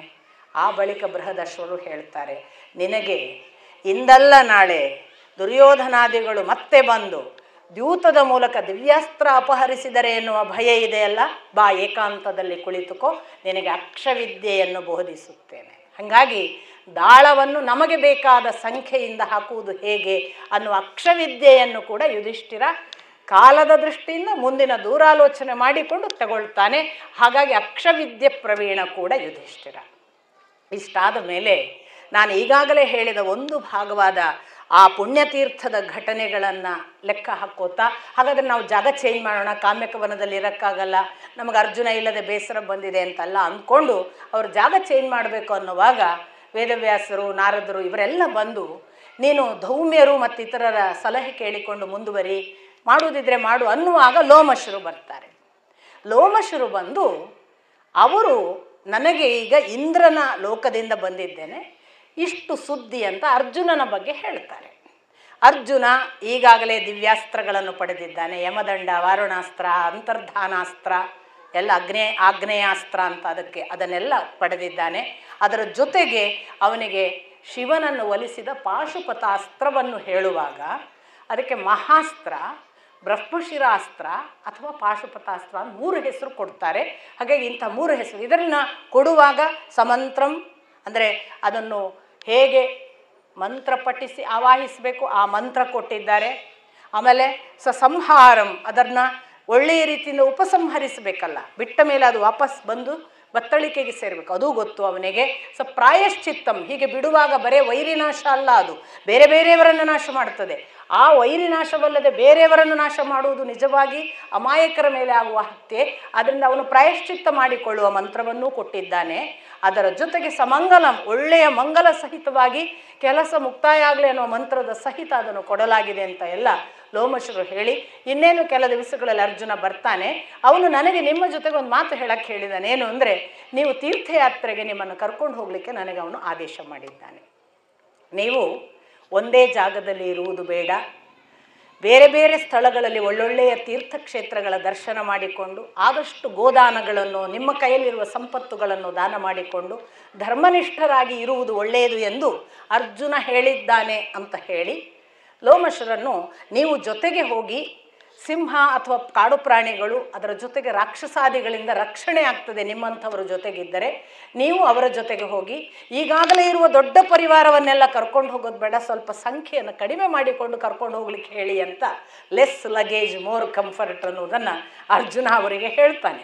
ದೊಡ್ಡ ಪ್ರಯಾಣ ತೀರ್ಥಯಾತ್ರೆಗೆ ಹೋಗುವಾಗ ದೊಡ್ಡ ಪಟ್ಲಾಮ್ ಕಟ್ಕೊಂಡು ಹೋಗೋದು ಬೇಡ, ಈಗಿರೋ ಪರಿವಾರವನ್ನೆಲ್ಲ ಅಲ್ಲೇ ಉಳಿಸ್ಲಿ, ಆ ಬಳಿಕ ಅವರೇ ಹೋಗಲಿ ಅಂತ. ಆಗ ಇವನು ಕೆಲವರಿಗೆಲ್ಲ ಅದನ್ನು ನಿವೇದಿಸಿಕೊಂಡು ಯುಧಿಷ್ಠಿರ ಅವ್ರನ್ನೆಲ್ಲ ಉಳಿಸ್ತಾನೆ. ಆದರೆ ಅವನಿಗೆ ಒಂದು ವಿಷಯ ಖಚಿತವಾಗ್ತದೆ, ಅವನಿಗಿರುವ ಕರ್ಣನ ಭಯ ಆವತ್ತು ನಿರ್ಣಾಮ ಆಗ್ತದೆ. ಯಾವತ್ತು ಲೋಮಶರು ಅವನ ಆಯುಧದ ಎಲ್ಲ ಸಾಧ್ಯತೆಗಳನ್ನು ಹೇಳಿದ್ರಲ್ಲ, ಆಗ ಹೇಳ್ತಾನೆ ಅವನು, ಕರ್ಣ ಎಂದರೆ ಪ್ರಳಯಾಗ್ನಿ, ಕರ್ಣನ ಬಾಣಗಳು ಪ್ರಳಯಾಗ್ನಿಯ ಜ್ವಾಲೆಗಳು, ದುರ್ಯೋಧನ ಅದಕ್ಕೆ ಹಾಕುವ ತುಪ್ಪ. ನಾವು ಒಂದು ಹುಲ್ಲಿನ ಪೊದೆ, ಅವನೇನಾದರೂ ತನ್ನ ಕೈಯನ್ನು ಬಡಿದುಕೊಂಡರೆ ಅದು ಚಟ ಚಟ ಎಂದು ಸಿಡಿಯುವ ಅಗ್ನಿಯ ಸಿಡಿಲುಗಳು, ಅವನು ಬಾಣ ಬಿಟ್ಟರೆ ನಾವು ಹುಲ್ಲಿನ ಪೊದೆ ಸರ್ವನಾಶವಾಗುತ್ತೇವೆ ಎಂದುಕೊಂಡಿದ್ದೆ. ಈಗ ಅರ್ಜುನ ಸಿದ್ಧನಾಗಿದ್ದಾನೆ. ಆ ಕರ್ಣನೆಂಬ ಪ್ರಳಯಾಗ್ನಿಗೆ ಅರ್ಜುನನೆಂಬ ಮೇಘವೇ ಒಳ್ಳೆಯ ಪ್ರತಿಕ್ರಿಯೆ. ಅರ್ಜುನ ಮೇಘ, ಕೃಷ್ಣನೇ ವಾಯು, ಅವನು ಬಿಡಲಿಕ್ಕಿರುವ ದಿವ್ಯಾಸ್ತ್ರಗಳೇ ಸಿಡಿಲು, ಅವನ ಬೆಳ್ಗುದುರೆಗಳೇ ಮಿಂಚು, ಅವನು ಹೊಡೆಯುವ ದಿವ್ಯಾಸ್ತ್ರಗಳ ಸುರಿಮಳೆಯೇ ವರ್ಷಧಾರೆ. ಆ ವರ್ಷಧಾರೆಯಲ್ಲಿ ಅವನ ಪ್ರಳಯಾಗ್ನಿ ಇಲ್ಲವಾಗುತ್ತದೆ, ನನಗಿಂದು ಭರವಸೆ ಬಂದಿದೆ ಅಂತ ಯುಧಿಷ್ಠಿರ ಸಂತೋಷ ಪಡ್ತಾನೆ. ಮುಂದೆ ಹಾಗಾದರೆ ನಾವು ಹೊರಡೋಣ ಅನ್ನುವ ಮಾತು ಬರುವಾಗ ಒಂದು ಪ್ರಶ್ನೆಯನ್ನು ಕೇಳ್ತಾನೆ ಲೋಮಶರಿಗೆ. ಏನು ಪ್ರಶ್ನೆ ಅಂದರೆ, ನಾನು ನೀವುಗಳೆಲ್ಲರೂ ಇವತ್ತಿಗೂ ಕೇಳುವ ಪ್ರಶ್ನೆ. ತುಂಬ ಧರ್ಮಿಷ್ಠರಿದ್ದವರಿಗೆ ಕಷ್ಟ ಪರಂಪರೆಯೇ ಬರ್ತಿರ್ತದೆ. ಅಧರ್ಮಿಗಳಾದರೆ ದಿನದಿಂದ ದಿನಕ್ಕೆ ಖುಷಿ, ಸಮೃದ್ಧಿ, ವೈಭವ, ಶ್ರೀಮಂತಿಕೆ ಮೆರೆದಾಡ್ತಿರ್ತಾರೆ. ಅವರ ಉಚ್ಛ್ರಾಯ ಸ್ಥಿತಿ, ಧರ್ಮಿಷ್ಠರ ಈ ಅವನತಿ ಏನು ಕಾರಣ ಅಂತ ಕೇಳ್ತಾರೆ ಲೋಮಶರನ್ನು. ಲೋಮಶರು ಹೇಳ್ತಾರೆ, ಅಧರ್ಮಿಗಳು ಬಹಳ ವೈಭವದಿಂದ ಬೆಳೆದಂತೆ ಕಾಣಿಸುತ್ತಾರೆ, ಅವರ ಜೊತೆಗೆ ಅಲಕ್ಷ್ಮಿ ಕೈಗೂಡಿಸುತ್ತಾಳೆ. ಲಕ್ಷ್ಮಿ ಅಲ್ಲ, ನೆನ್ಪಿಟ್ಕೊಳ್ಳಿ, ಅವರ ಜೊತೆಗೆ ಅಲಕ್ಷ್ಮಿ ಕೈ ಜೋಡಿಸುತ್ತಾಳೆ. ಅವರು ಬಹಳ ಅಭಿವೃದ್ಧಿ ಹೊಂದಿದಂತೆ ನಮಗೆ ಭಾವನೆ ಹುಟ್ಟಿಸುತ್ತಾರೆ. ಆದರೆ ಅವರು ಕೊನೆಯಲ್ಲಿ ಸರ್ವನಾಶವಾಗುತ್ತಾರೆ. ಇದನ್ನು ನಾನು ನನ್ನ ಅನುಭವದಿಂದ ಬೇಕಾದಷ್ಟು ಜನರನ್ನು ಕಂಡು ನಿನಗೆ ಹೇಳುವುದು. ಅವರೆಲ್ಲರೂ ಕಟ್ಟ ಕಡೆಯಲ್ಲಿ ನಿರ್ವಂಶರೋ ಸರ್ವನಾಶವೂ ಆಗಿದ್ದಾರೆ. ಧರ್ಮದಲ್ಲಿರುವವರಿಗೆ ಲಕ್ಷ್ಮಿ ಶಾಶ್ವತ, ಧರ್ಮದಲ್ಲಿರುವವರಿಗೆ ಭಾವ ಶಾಶ್ವತ, ಧರ್ಮದಲ್ಲಿರುವವರಿಗೆ ಕೊನೆಯವರೆಗೂ ಶಾಂತಿ ಶಾಶ್ವತ. ಸತ್ಯ ಮತ್ತು ಶಾಂತಿ ಬದುಕಿನ ಕೊನೆಯ ಗಂತವ್ಯ. ಅದನ್ನು ಪಡೆಯುವುದು ಧರ್ಮಿಷ್ಠ ಮಾತ್ರ. ನೀನು ಈ ರೀತಿ ಎಂದೂ ಭಾವಿಸಬೇಡ, ನಿನ್ನ ಧರ್ಮನಿಷ್ಠೆ ನಿಲ್ಲಿಸಬೇಡ ಅಂತ ಅಲ್ಲಿಂದ ಸ್ಟಾರ್ಟ್ ಆಗುತ್ತೆ. ನಮಗೆ ಹೀಗೆ ಧರ್ಮ ನೀತಿಗಳನ್ನು ತಿಳಿಯುವುದಕ್ಕೆ ತೀರ್ಥಯಾತ್ರೆಗೆ ಹೋಗೋಣ ಅನ್ನೋದನ್ನು ಅರ್ಜುನನು ಹೇಳಿದ್ದಾನೆ. ನಾರದ ವೇದವ್ಯಾಸರ ಆದೇಶ ಕೂಡ ಇದೆ, ನಮಗೆ ಒಂದಿಷ್ಟು ತೀರ್ಥಯಾತ್ರೆ ಕರ್ಕೊಂಡು ಹೋಗಿ ಅಂತ. ಆವಾಗ ಅಲ್ಲಿರುವ ಬ್ರಾಹ್ಮಣರಲ್ಲಿ ಕೆಲವರಿಗೆಲ್ಲ ಇಲ್ಲೇ ಇರಿ ಅಂತ ಹೇಳಿ ಅಥವಾ ವಾಪಸ್ ಹಸ್ತಿನಪುರಕ್ಕೆ ಕಳುಹಿಸಿ ತಾನು ಒಂದಿಷ್ಟೇ ಜನರ ಜೊತೆಗೆ ಮತ್ತೆ ಗಮನಿಸಬೇಕು. ರಥ ಇದೆ, ಚಿತ್ರಸೇನ ಅನ್ನುವ ಸಾರಥಿ ಇದ್ದಾನೆ, ಸ್ವಲ್ಪ ಸಂಪತ್ತು ಇದೆ, ಜೊತೆಗೆ ಒಂದಿಷ್ಟು ಬ್ರಾಹ್ಮಣರು ಇದ್ದಾರೆ, ಇವರೊಟ್ಟಿಗೆ ಹೋಗ್ತಾನೆ. ಹೀಗೆ ಹೋಗುವಾಗ ಒಂದೊಂದೇ ಕ್ಷೇತ್ರಗಳನ್ನು, ಇದು ಈ ಥರದ ಒಂದು ಈ ಯಾವುದನ್ನು ನಾವು ಟೂರ್ ಮತ್ತು ಟೂರಿಸ್ಟಿನ ಗೈಡ್ ಹೇಗೆ ಮಾಡ್ತಾರೆ ಅನ್ನುವ ಥರದ ಒಂದು ಟೂರಿಸಮ್ನ ಟ್ರಾವೆಲಾಗ್ ನೋಡುವುದು ರಾಮಾಯಣದಲ್ಲಿ. ರಾಮಾಯಣದಲ್ಲಿ ಕೂಡ ಹಾಗೆ ನೋಡಿ, ವಿಶ್ವಾಮಿತ್ರ ರಾಕ್ಷಸರ ವಧೆಗಾಗಿ ರಾಮಲಕ್ಷ್ಮಣರನ್ನು ಇಬ್ಬರನ್ನು ಕರ್ಕೊಂಡು ಹೋಗುವಾಗ ಒಂದು ಒಳ್ಳೆಯ ಟ್ರಾವೆಲಾಗ್ ಇದೆ. ಅವ್ರ ಜರ್ನಿ ಎಲ್ಲ ಬಹಳ ಚೆನ್ನಾಗಿದೆ. ಅದರಲ್ಲಿ ರಾಮ ಲಕ್ಷ್ಮಣ ದಾರಿ ತುಂಬ ಹೋಗುವಾಗ ಇದೇನು ಇಲ್ಲಿ ಬಂದರೆ ಬಹಳ ಮೌನ, ಏನೋ ಒಂದು ಸಪ್ಪಳ ಇಲ್ಲ, ಬಹಳ ಶಾಂತ, ಅದು ಅಹಲ್ಯೆಯ ಜಾಗ ಆಗಿರ್ತದೆ. ಇದೇನು ಬಹಳ ಸಪ್ಪಳ, ಎಲ್ಲ ನದಿಗಿಂತ ಈ ಸಪ್ಪಳ ಯಾಕೆ ಭಾರಿ ಸಪ್ಪಳ ಮಾಡ್ತಿದೆ, ಅದು ಗಂಗೆಯ ಕಥೆ ಹೇಳ್ತಾರೆ. ಈ ಥರ ಎಲ್ಲ ನಿಮಗೆ ಅದೊಂದು ಥರದ ಬ್ಯೂಟಿಫುಲ್ ಆದ ಪ್ರಶ್ನೆಗೆ ಅನುಗುಣವಾಗಿ ಒಬ್ಬ ಗೈಡ್ ಉತ್ತರ ಕೊಡ್ತಾ. ಅಂದರೆ ಒಬ್ಬ ಟೂರಿಸಮ್ಗೆ ಹೋಗುವಾಗ ಯಾವ ಥರ ಪ್ರಶ್ನೆ ಕೇಳಬೇಕು ಅಂತ ಮಕ್ಕಳು ಕಲಿಬೇಕು. ಅವರಿನ್ನೂ ಸಣ್ಣ ಹುಡುಗರು, ರಾಮಲಕ್ಷ್ಮಣರು, ಅವ್ರು ಹೆಂಗೆ ಪ್ರಶ್ನೆ ಕೇಳ್ತಾ ಹೋದ್ರಲ್ಲ, ಕೇಳಿದ್ದಕ್ಕನುಗುಣವಾಗಿ ಅವ್ರಿಗೆ ಇಡೀ ಪರಂಪರೆಯ ಕಥೆ ಸಿಕ್ತು, ಇಡೀ ಸಗರ ಚಕ್ರವರ್ತಿಯ ಕಥೆಯನ್ನು ಕೇಳ್ತಾರೆ. ಆಗ ಎಲ್ಲ ಕಥೆಗಳು ಆವಾಗಲೇ ಪ್ರಕಟ ಆಗೋದು. ವಿಶ್ವಾಮಿತ್ರರ ಇಡೀ ಕಥೆಯನ್ನು ಮುಂದೆ ಅಲ್ಲಿ ಆ ಮಿಥಿಲೆಗೆ ಹೋದ್ಮೇಲೆ ಅವರ ಗೌತಮನ ಮಗನ ಮೂಲಕ ತಿಳಿಯುತ್ತಾರೆ. ಇದೆಲ್ಲ ಯಾವ ಕಾರಣವಾಗ್ತದೆ ಅಂದರೆ ಪ್ರಶ್ನೆಗಳು. ಅದಕ್ಕೇನೆ ಯಾವಾಗಲೂ ಪ್ರಶ್ನೆಗಳು ಕೆಟ್ಟದಲ್ಲ, ಪ್ರಶ್ನೆ ಕೇಳೋಕ್ಕೆ ಹಿಂದೆ ಮುಂದೆ ನೋಡಬಾರ್ದು. ನಮ್ಮಲ್ಲಿ ಬಹಳ ಜನರಿಗೆ ಹೇಗೆ ಅಂದರೆ ಹೇಳುವಾಗಲೇ ಶುರು ಮಾಡುವಾಗಲೇ ಸಿಲ್ಲಿ ಅನ್ಕೋತೀರಾ ಏನೋ, ನಂದೊಂದು ಪ್ರಶ್ನೆ. ಅರೆ ಸಿಲ್ಲಿದ್ರೆ ಇರಲಿಪ್ಪ, ಪ್ರಶ್ನೆ ಕೇಳೋಕ್ಕೇನು ಅಹಂಕಾರ. ನಮಗೆ ಕೇಳಿದ ಪ್ರಶ್ನೆ ಏನದು ಸಿಲ್ಲಿ ಪ್ರಶ್ನೆ ಕೇಳ್ತೀಯ ಅಂತಾರ ಏನೋ ಅಂತ ಅಹಂಕಾರ ನಮಗೆ. ಹೊಡೆದ್ರೆ ಹೊಡೀಲಿ, ಬೈದರೆ ಬೈಲಿ, ಪ್ರಶ್ನೆ ಕೇಳೋದಕ್ಕೇನು. ಒಂದು ಒಳ್ಳೆಯ ಪ್ರಶ್ನೆ, ಒಂದು ಒಳ್ಳೆಯ ಉತ್ತರವಾದರೆ ಅದು ಭಗವದ್ಗೀತೆ ಆಗ್ತದೆ. ಕೃಷ್ಣನಿಗೆ ಕೇಳಿದ ಪ್ರಶ್ನೆ ಅರ್ಜುನನದ್ದು ಅಷ್ಟು ಉತ್ತಮವಿದ್ದದ್ದರಿಂದ ಭಗವದ್ಗೀತೆ ಸೃಷ್ಟಿಯಾಯಿತು. ಒಂದು ವೇಳೆ ಯಕಶ್ಚಿತ್ ಪ್ರಶ್ನೆನೇ ಕೇಳದೆ ಅವ ಕೂತಿದ್ರೆ ಕೃಷ್ಣ ಏನು ಹೇಳ್ತಿದ್ದ? ಪ್ರಶ್ನೆ ಕೇಳಬೇಕು. ಅದು ನಮಗೆ ಇಲ್ಲಿ ಕೂಡ ಗೊತ್ತಾಗ್ತದೆ. ಈ ಪಂಚಪಾಂಡವರು ಲೋಮಶರನ್ನು ಮುಂದಿಟ್ಕೊಂಡು ಒಂದೊಂದೊಂದೊಂದೇ ಪ್ರಶ್ನೆ ಕೇಳೋದು, ಅದಕ್ಕನುಗುಣ ಒಂದೊಂದೊಂದೊಂದು ಉತ್ತರ ಪ್ರಾರಂಭದಲ್ಲಿ ಬರುವುದು ಬೇರೆ ಬೇರೆ ಬರುತ್ತೆ. ನಾನು ಬಹಳ ದೀರ್ಘವಾಗಿ ಎಲ್ಲ ಪವಿತ್ರ ಕ್ಷೇತ್ರಗಳ ವಿವರಣೆಗಳಿಗೆ ಹೋಗೋದಿಲ್ಲ, ಯಾಕಂದರೆ ಅದನ್ನು ನೀವು ದಯವಿಟ್ಟು ಓದಿ. ಪ್ರತಿ ತೀರ್ಥ ಕ್ಷೇತ್ರಕ್ಕೂ ಒಂದೊಂದು ಕಥೆ ಇದೆ ನಮ್ಮಲ್ಲಿ. ಆಮೇಲೆ ಯಾಕೆ, ಅದರ ಹಿನ್ನೆಲೆ ಏನು, ಅದರಲ್ಲಿ ಸ್ನಾನ ಮಾಡೋದ್ರಿಂದ ಏನು, ಯಾವ ಋತುವಿನಲ್ಲಿ, ಯಾವ ಮಾಸದಲ್ಲಿ, ಯಾವ ತಿಥಿಯಲ್ಲಿ ಸ್ನಾನ ಮಾಡಬೇಕು, ಹೇಗೆ ಮಾಡುವುದರಿಂದ, ಸ್ನಾನ ಮಾಡುವುದರಿಂದ ಎಂಥ ಪುಣ್ಯಗಳು ಫಲಿಸ್ತವೆ, ಯಾವ ಪುಣ್ಯ ಫಲಗಳನ್ನು ಅಪೇಕ್ಷೆ ಪಡಬೇಕು ಪಡಬಾರ್ದು, ಬಹಳ ಚೆನ್ನಾದ ವಿವರಣೆಗಳೆಲ್ಲ ಇವೆ. ಬೇಕೋ ಬೇಡವೋ, ನಾನು ಅದು ಆ ಮಾತು ಸಪ್ರೇಟ್. ಒಂದು ದಾಖಲಾತಿಯ ದೃಷ್ಟಿಯಿಂದ ಪ್ರತಿಯೊಂದನ್ನು ಹೇಳ್ತಾರಲ್ಲ, ಈ ದಾಖಲಾತಿಯನ್ನು ಅಲ್ಲಗಳಿಲಿಕ್ಕೆ ಸಾಧ್ಯ ಇಲ್ಲ. ಬಹಳ ಸುಂದರವಾದ. ಮತ್ತು ನಾವೊಂದು ಟ್ರಾವೆಲ್ ಮಾಡೋದು ಅಂದರೆ ಬರೇ ಹೋಗುವುದಲ್ಲ ಅಂತ ಸಹ ಗೊತ್ತಾಗುತ್ತೆ. ನಾವೊಂದು ಹೋಗಿ ಬಂದ್ವಪ್ಪ, ಎಲ್ಲಿ ಹೋಗಿ ಬಂದ್ವಿ, ಅದೆಲ್ಲ ಜಾಗ ನೋಡಿ ಬಂದ್ವಿ, ಏನು ಜಾಗ ನೋಡಿ ಬಂದರೆ ಹೆಸರು ಹೇಳ್ಬಿಡ್ತೀವಿ. ಒಂದು ಸ್ಥಳ ನೋಡಿ ಬರುವುದರಿಂದ ಆ ಸ್ಥಳದ ಯಾವ ಪರಿಣಾಮ ನಮ್ಮ ಮೇಲಾಗಿದೆ ನೋಡಿ. ಒಂದು ಟ್ರಾವೆಲ್ ಹೋಗಿ ರಾಮ ಏನೆಲ್ಲ ಆಗಿ ಬಂದ ಅಲ್ಲಿ. ಅವನು ಒಂದು ವಿಶ್ವಾಮಿತ್ರನ ಜೊತೆಗೆ ಹೋಗಿ ಏನೇನೆಲ್ಲ ಮಾಡಿ ಬಂದ. ಒಂದು ಬರೀ ಟ್ರಾವೆಲ್ ಅಲ್ಲ ಅದು. ಹಾಗೆ ಒಂದು ಟ್ರಾವೆಲ್ ಅಂದರೆ ಯುಧಿಷ್ಠಿರನದ್ದು ಟ್ರಾವೆಲ್, ಅಥವಾ ಒಂದು ನಾವಿವಾಗ ಟೂರಿಸಮ್ ಡಿಪಾರ್ಟ್ಮೆಂಟ್ ಮೂಲಕ ಹೋಗ್ತೇವಲ್ಲ, ಅದೇ ಥರ ಇವರದ್ದು ಕೂಡ ಒಬ್ಬ ಗೈಡ್ ಇಟ್ಕೊಂಡು ಹೋಗಿದ್ದಾರೆ. ಅವ್ರದ್ದು ವಾಹನ ಇದೆ, ಅವ್ರದ್ದು ಪಟ್ಲಾಮ್ ಇದೆ, ಆಹಾರ ಸಾಮಗ್ರಿಗಳನ್ನು ಒಯ್ತಾರೆ, ಅಡುಗೆಯವರಿದ್ದಾರೆ. ನಮ್ಮ ಎಲ್ಲ ಟ್ರಾವೆಲ್ಸ್, ನಿರ್ಮಲಾ ಟ್ರಾವೆಲ್ಸ್ ಎಲ್ಲ ಮಾಡ್ತಾರಲ್ಲ, ಹಾಗೇ ಇದೆ ಲೆಕ್ಕಾಚಾರ ನೋಡಿದರೆ. ಆದರೆ ಅವ್ರು ಪಡೆಯುವ ಅನುಭವಗಳು, ಅವ್ರು ತಿಳಿದ ಸಂಗತಿಗಳು, ನಾವು ಮಾಡ್ತೀವಿ ಟ್ರಾವೆಲಾಗ್ನಲ್ಲಿ ಬೇರೆ ಬೇರೆ ಇದನ್ನು ಅವ್ರಿವ್ರು ಹೇಳಿದ್ದೆಲ್ಲ ಕಥೆ ಕೇಳ್ಕೊಂಡು ಬರ್ತೀವಿ.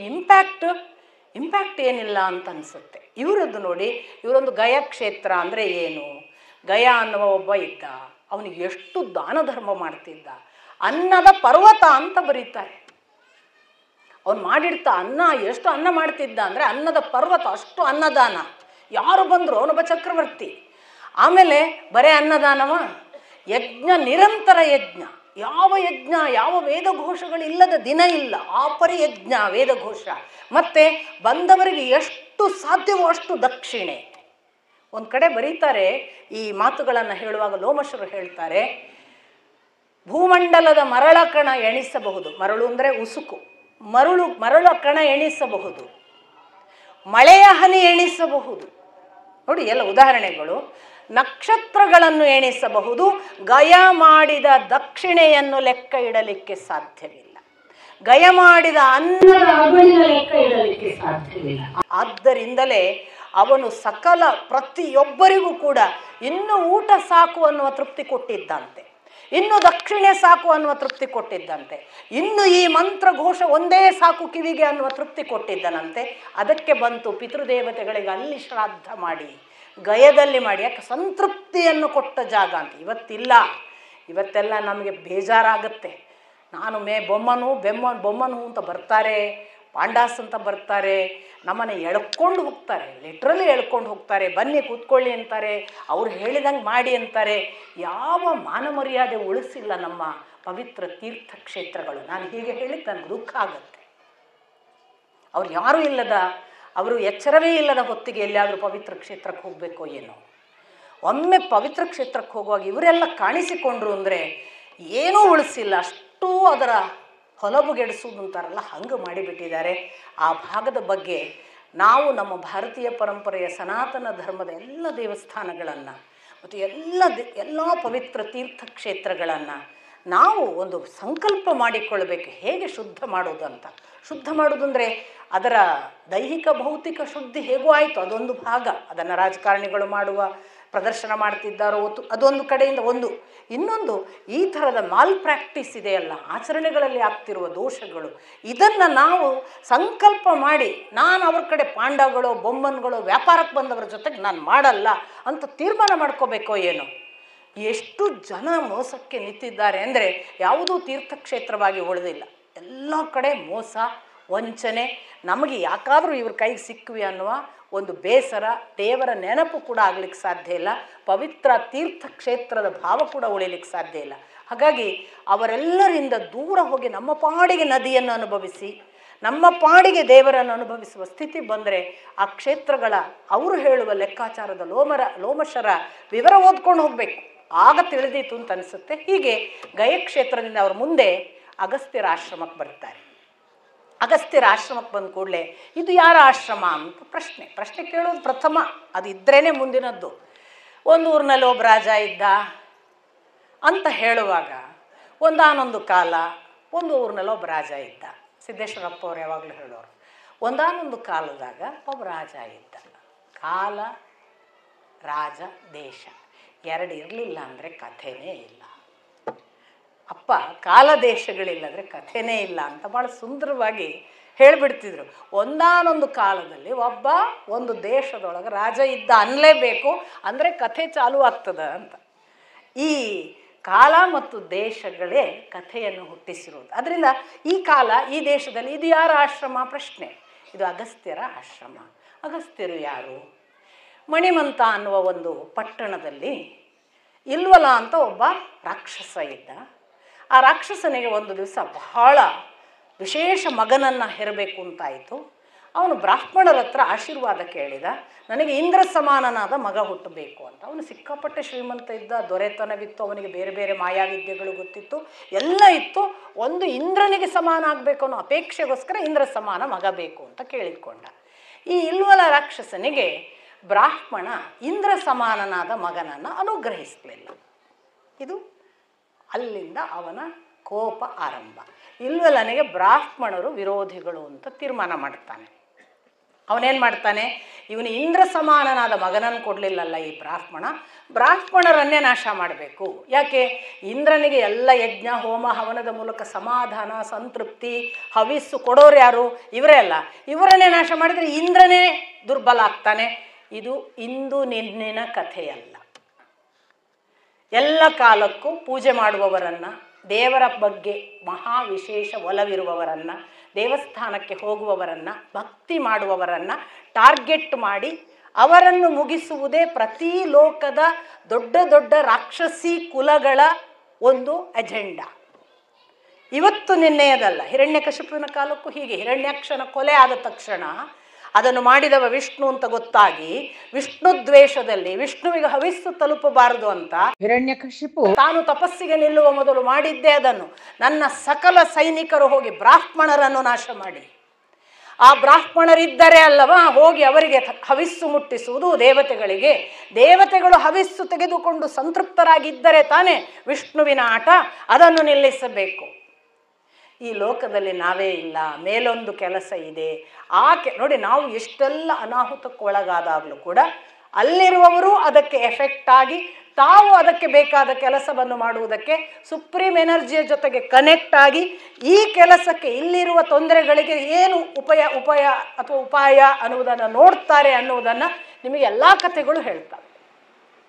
ಹಿರಣ್ಯಕಶಿಪುನ ಸಂದರ್ಭದಲ್ಲೂ ಹಾಗೆ ಆಗುತ್ತೆ. ದೇವತೆಗಳೆಲ್ಲ ಒಟ್ಟಾಗ್ತಾರೆ, ಬ್ರಹ್ಮನ ಹತ್ರ ಹೋಗ್ತಾರೆ, ಬ್ರಹ್ಮನಿಂದ ಅದು ವಿಷ್ಣುವಿಗೆ ಹೋಗ್ತದೆ, ಅದು ಸುಪ್ರೀಂ ಎನರ್ಜಿ ಆನ್ಸರ್ ಮಾಡುತ್ತೆ. ಅದಕ್ಕೊಂದು ದಿನ ಉತ್ತರ ಅವನ ಮಗನಿಂದಲೇ ಸಿಗುತ್ತದೆ.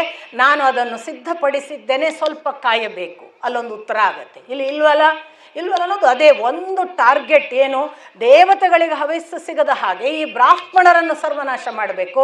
ಈ ಬ್ರಾಹ್ಮಣರು ಇಂದ್ರ ಸಮಾನನಾದ ಮಗನನ್ನು ಕೊಟ್ಟಿಲ್ಲ ನನಗೆ ಅನ್ನುವುದು ಟಾರ್ಗೆಟ್ ಮಾಡಿಕೊಂಡು ಇವತ್ತು ರಾಕ್ಷಸ ಕುಲ ಹಾಗೆ ನಡೆಸ್ತಾ ಇದೆ. ಯಾರು ಬ್ರಾಹ್ಮಣರು ಬೇರೆ ಪ್ರಶ್ನೆ, ಆದರೆ ಇಷ್ಟಂತೂ ಸ್ಪಷ್ಟ ಅಲ್ವಾ? ದೇವತೆಗಳನ್ನು, ದೇವರನ್ನು, ದೇವಸ್ಥಾನವನ್ನು ನಡೆಯುವ ಭಕ್ತರೇ ಟಾರ್ಗೆಟ್. ನೋಡಿ, ಇವತ್ತಿನ ಎಲ್ಲರಿಗೂ ಜಾತಿ ಮತ ಬಿಡಿ, ಅದು ಖಂಡಿತಕ್ಕೂ ಬಹಳ ದೊಡ್ಡ ದೋಷ. ನಾವು ಅದರಲ್ಲೇ ಹೋಗೋದು. ಎಲ್ಲಿ ಎರಡು ವಿಭಾಗ ಪಕ್ಕಾ ಇದೆ, ಒಂದು ನಾಸ್ತಿಕರು, ಇನ್ನೊಂದು ಆಸ್ತಿಕರು. ಭಕ್ತಿಯಿಂದ, ಪರಂಪರೆಯನ್ನು ನಂಬಿ, ಶ್ರದ್ಧೆಯಿಂದ ದೇವರು ಮತ್ತು ದೊಡ್ಡ ಶಕ್ತಿ ಹೊಂದಿದೆ ಅಂತ ಸಮರ್ಪಿತರಾಗಿ ನಡೆಯುವ ಒಂದು ಗುಂಪು ಇದೆ. ನಾವೇ ದೊಡ್ಡವರು, ಅವರೇನು ದೇವರು ಅನ್ನೋದಂತ ಹೇಳುವ ಇನ್ನೊಂದು ಗುಂಪು ಇದೆ. ನಮಗೆ ಶರಣಾಗಿ, ನಮಗೆ ಎಲ್ಲ ಕೊಡಿ, ನಾವು ನಿಮ್ಮನ್ನು ಉದ್ಧರಿಸ್ತೇವೆ, ನಮ್ಮನ್ನು ಬಿಟ್ಟು ಅವರೇನು ಅಂತ ನೀವು ಯಾಕೆ ಅವ್ರಿಗೆ ಕಾಲು ಮುಗಿತೀರಿ, ಯಾವ ಪೂಜಾರಿಗಳು, ಯಾವ ಮಧ್ಯಸ್ಥಿಕೆ ಅಂತ ಹೇಳುವ ಇನ್ನೊಂದು ಗುಂಪು ಇದೆ. ಇದು ಎಲ್ಲ ಕಾಲಕ್ಕೂ ಇದೆ. ನಮ್ಮ ದೇಶದ ದುರಂತ ಅದು. ಎಲ್ಲ ಕಾಲಕ್ಕೂ ಇದು ಸನಾತನ ಧರ್ಮದಿಂದ ಇವತ್ತಿನವರೆಗೆ ನಡೀತಾ ಇರುವ ಬಹಳ ದೊಡ್ಡ ವಿಭಾಗ. ಮತ್ತು ಈ ವಿಭಾಗವನ್ನೇ ಅಸ್ತ್ರ ಮಾಡಿ ಬೇರೆ ಬೇರೆ ರೀತಿಯಿಂದ ಒಡಿತಲೇ ಇದ್ದಾರೆ. ಆ ಒಡೆಯುವುದು ತುಂಬ ಜನರಿಗೆ ಪ್ರಿಯ ಕೂಡ. ನಾನು ನಿಮಗೆ ಅದನ್ನೇ ಹೇಳಿದೆ. ನಮ್ಮಲ್ಲಿ ನಾನು ನೇರವಾಗಿ ಮಠದಲ್ಲಿದ್ದು ಹೇಳ್ತೇನೆ, ಉತ್ತರಾದಿ ಮಠವನ್ನು, ರಾಯರ ಮಠವನ್ನು ಒಡೆಯುವುದಕ್ಕಾಗಿಯೇ ಕೆಲವರಿದ್ದಾರೆ. ದುರಂತ ನಮ್ಮದಷ್ಟೇ, ನಾವು ಬೇರೇನು ಹೇಳಲಿಕ್ಕಿಲ್ಲ. ಹಾಗೇನೆ ಒಂದು ಪಂಗಡ ಇದ್ದರೆ ಅದು ಲಿಂಗಾಯತ, ವೀರಶೈವ ಒಡಿಬೇಕು ಅಂತಲೇ ಕೆಲವರಿದ್ದಾರೆ. ಇದು ದಯವಿಟ್ಟು ಪಂಗಡದ ಒಳಗಿನವರಲ್ಲ, ಇದರ ಹಿಂದೆ ಬೇರೆಯವರಿದ್ದಾರೆ, ಬೇರೆ ಶಕ್ತಿಗಳಿವೆ. ಇದಕ್ಕೆ ತುಂಬ ರಾಜಕಾರಣ ಇದೆ. ಇದನ್ನ ಅರ್ಥ ಮಾಡಿಕೊಳ್ಳದೆ ನಾವು ಮೂರ್ಖರ ಹಾಗೆ ಒಡೆಯುವುದಕ್ಕೆ ಸಹಾಯ ಮಾಡ್ತೀವಿ. ನಿಮಗೆ ಇತ್ತೀಚೆಗೆ ನಡೆದ ಘಟನೆಯನ್ನು ನನಗೆ ಒಬ್ಬರು ಬಹಳ ರಾಯರ ಭಕ್ತರೂ ಹೌದು, ಉತ್ತರಾದಿ ಮಠ ಅನ್ನುವ ಭೇದ ಇಲ್ಲದೆ ಇರುವವರು ಒಬ್ಬರು ಹೇಳಿದ ಸಂಗತಿ, ವೃಂದಾವನ ಒಂದು ದೊಡ್ಡ ವಿಷಯ ರಾಯರ ಮಠದವರಿಗೆ. ನಮ್ಮದು ಅನ್ನುವ ಜಗಳ ಅವರಿಬ್ಬರ ಮಧ್ಯೆ. ಈ ವೃಂದಾವನ ನಿಮ್ಮದು ಅಂತ ಕೆಲವರು, ನಮ್ಮದು ಅಂತ ಇದು ಒಂದು ಗದ್ದಲ. ಈ ವೃಂದಾವನಕ್ಕೆ ಹೋಗಿ ನೀವು ಪೂಜೆ ಸಲ್ಲಿಸಿ ನಿಮಗೆ ಯಾರು ಅಡ್ಡಿ ಮಾಡ್ತಾರೆ ನಾನು ನೋಡ್ತೇನೆ ಅಂತ ಒಂದು ದಿನ DYSP ಸಹಜವಾಗಿ ನಮ್ಮ ಮಂತ್ರಾಲಯದ ಸ್ವಾಮಿಗಳ ಹತ್ರ ಬರ್ತಾರೆ. ನಾನು ಇದನ್ನು ಬಹಳ ಸೂಕ್ಷ್ಮ ಇದ್ದರೂ ಪಬ್ಲಿಕ್ಕಲ್ಲಿ ಹೇಳ್ತೀನಿ, ನಮಗೆ ಎಚ್ಚರ ಬೇಕು. ಮಂತ್ರಾಲಯದ ಸ್ವಾಮಿಗಳು ತಕ್ಷಣ ನೋಡಿ DYSP ಸಪೋರ್ಟಿಗೆ ನಿಂತಿದ್ದಾರೆ, ವೃಂದಾವನ ನಮ್ಮದು ಅಂತ ಪೂಜೆಗೆ ಹೋಗ್ತಾರೆ. ಯೋಚನೆ ಮಾಡಲ್ಲ, ಯಾಕೆ DYSP ನನ್ನ ಹತ್ರ ಬಂದ? ನಾನು ಕರೆದಿಲ್ಲ, ನಾನು ಕರೆಯದೇ ಇರುವಾಗ ನನ್ನ ಹತ್ರ ಯಾಕೆ ಬಂದ DYSP? ನನ್ನನ್ನು ಉತ್ತರಾದಿ ಮಠದ ನಮ್ಮ ಭಕ್ತರನ್ನು ಒಡೆಯುವ ಯಾವುದೋ ತಂತ್ರ ಇಲ್ಲಿ ರಾಜಕೀಯ ಕೆಲಸ ಮಾಡಿದೆ ಅಂತ ಒಂದು ಸಣ್ಣ ಯೋಚನೆ ಯಾಕೆ ಮಾಡೋದಿಲ್ಲ ಸ್ವಾಮಿಗಳು? ಯಾವ ಸ್ವಾಮಿಗಳು? ನಾನು ಮಂತ್ರಾಲಯ ಸ್ವಾಮಿಗಳು ಅಂತ ಹೇಳೋದಿಲ್ಲ, ಎಲ್ಲ ಸ್ವಾಮಿಗಳನ್ನು ಕರೆದು ರಾಜಕಾರಣಿಗಳು ಈ ಕೆಲಸ ಮಾಡ್ತಾರೆ. ಒಡೆಯೋದಕ್ಕೆ ಎಲ್ಲ ಸ್ವಾಮಿಗಳನ್ನೇ ಹಿಡ್ಕೊಳ್ಳೋದು. ನಾವು ನಿಜಕ್ಕೂ ಒಡಿಲಿಕ್ಕೆ ಬಂದವರಲ್ಲ, ನಾವು ಕೂಡಿರ್ಲಿಕ್ಕೆ ಬಂದವರು, ನಾವು ಸಾಯ್ಲಿಕ್ಕೆ ಬಂದವರು. ಇಂದಲ್ಲ ನಾಳೆ ಸಾಯೋರು, ಏನು ಮಾಡೋಕ್ಕಿದೆ ಒಡೆದು? ಯಾರು ಶಾಶ್ವತ ಉಳಿದಿದ್ದಾರೆ? ಪ್ಲಾಸ್ಟಿಕ್ ಹೂವು ಎಷ್ಟು ದಿನ ರೀ, ಯಾರಿಗೆ ಬೇಕು? ನೋಡೋಕ್ಕೆ ಏನು ಚಂದ ಅದು, ಬೆಳಿಗ್ಗೆ ಅರಳಿ ಸಂಜೆ ಬಾಡುವುದೇ ಚಂದ ಅಲ್ವಾ? ನಾವು ಹೋಗ್ಲಿಕ್ಕೆ ಬಂದೋದೇ ಎಷ್ಟು ಸುಂದರ ಅದು. ನನ್ನ ಕೃತಾರ್ಥತೆ ಬೆಳಿಗ್ಗೆ ಅರಳಿದೆ, ಸಂಜೆ ಇಲ್ಲವಾದೆ. ಸಾವಿಗೆ ಕಾಯುವವಳು ನಾನು. ಸಾವು ಎಷ್ಟು ಸುಂದರ. ಅದಕ್ಕೆ ಬಿಟ್ಟು ಶಾಶ್ವತ ಆಗುವ ಚಿರಂಜೀವಿತ್ವ ಯಾರಿಗೆ ಬೇಕು? ಚಿರಂಜೀವಿತ್ವ ಯಾರಿಗೆ ಬೇಕು ಅಂದಾಗ ಮುಂದೆ ಅದೂ ಬರುತ್ತೆ. ಚಿರಂಜೀವಿಗಳಾದರೆ ಚಿರಂಜೀವಿಗಳಿಗೆ ದುಃಖ ಉಂಟಾ ಅಂತ ಒಂದು ಪ್ರಶ್ನೆ ಕೇಳ್ತಾರೆ ಮಹಾಭಾರತದಲ್ಲಿ. ಮುಂದೆ ಆ ಪ್ರಶ್ನೆನೂ ಇದೆ. ಆಗ ಚಿರಂಜೀವಿಗಳ ಬಹಳ ದೊಡ್ಡ ದುಃಖ ಏನು ಅಂದರೆ, ನಮ್ಮ ಮುಂದೆ ಚಿಕ್ಕ ಚಿಕ್ಕವರು ಸಾಯುವುದನ್ನು ನೋಡಬೇಕಾಗುತ್ತದೆ. ಯಾರಿಗಿಲ್ಲ ದುಃಖ? ನಾವೆಲ್ಲ ಹೋಗಲಿಕ್ಕೆ ಬಂದವರು ಒಟ್ಟಿಗಿದ್ದು ಹೋಗಬೇಕು ಬೇಡವೋ? ಮನುಷ್ಯ ಕೂಡಿ ಬಂದು ಎಲ್ಲಿಂದಲೋ ಹುಟ್ಟಿದ್ದಾನೆ, ಆ ಭಗವಂತನಿಂದ ಹುಟ್ಟಿದ್ದಾನೆ, ದೊಡ್ಡದು ಮಾತಾಡ್ತೇವೆ. ಏಕಕಾಲಕ್ಕೆ ಅವನು ಬೇರೆ, ನಾನು ಬೇರೆ, ನಮ್ಮದೇ ಬೇರೆ, ನಮ್ಮ ಜಾತಿಯೇ ಬೇರೆ, ನಮ್ಮ ಧರ್ಮವೇ ಬೇರೆ, ನೀವು ಬೇರೆ, ಎಲ್ಲಿಗೆ ಮುಟ್ಟೋದು? ಇದು ಖಂಡಿತ ಮನುಷ್ಯ ನಡೆಯಬೇಕಾದ ದಾರಿಯಲ್ಲ, ಅಧಃಪತನದ ದಾರಿ. ಧರ್ಮದ ದಾರಿಯಲ್ಲ, ಅಧರ್ಮದ ದಾರಿ. ಆದರೆ ಏನು ಮಾಡೋದು? ಕೂಡಿ ಇರುವುದು ನಮಗೆ ಯಾಕೋ ಎಷ್ಟು ಅಸಹನೀಯವಾಗಿದೆ ಅಂದರೆ, ನಮಗೆ ನಮ್ಮ ಪಕ್ಕದ ಮನೆಯವರ ಮೇಲೂ ಪ್ರೀತಿ ಇಲ್ಲ, ನಮ್ಮ ಜೊತೆಗಿರೋರ ಬಗ್ಗೆನೂ ಪ್ರೀತಿ ಇಲ್ಲ. ಪ್ರೀತಿ ಅಂದ್ರೇ ಸ್ವಾರ್ಥ ಮಾತ್ರ. ಆದ್ದರಿಂದ ಒಡೆಯೋದು ಇದನ್ನೇ ಮಾಡ್ತಾನೆ ನೋಡಿ. ಇಲ್ವಲ್ಲ, ಒಡಿತಾನೆ. ಎಷ್ಟು ಒಡಿತಾನೆ? ಸರ್ವನಾಶ ಮಾಡಬೇಕು ಅಂತ ಬ್ರಾಹ್ಮಣರು ಇಲ್ಲವಾಗಬೇಕು. ಆ ಮೂಲಕ ನಾನು ಮತ್ತೆ ಇಂದ್ರನಿಗೆ ಸಮಾನನಾಗಬೇಕು. ಇದು ಅವನ ಟಾರ್ಗೆಟ್.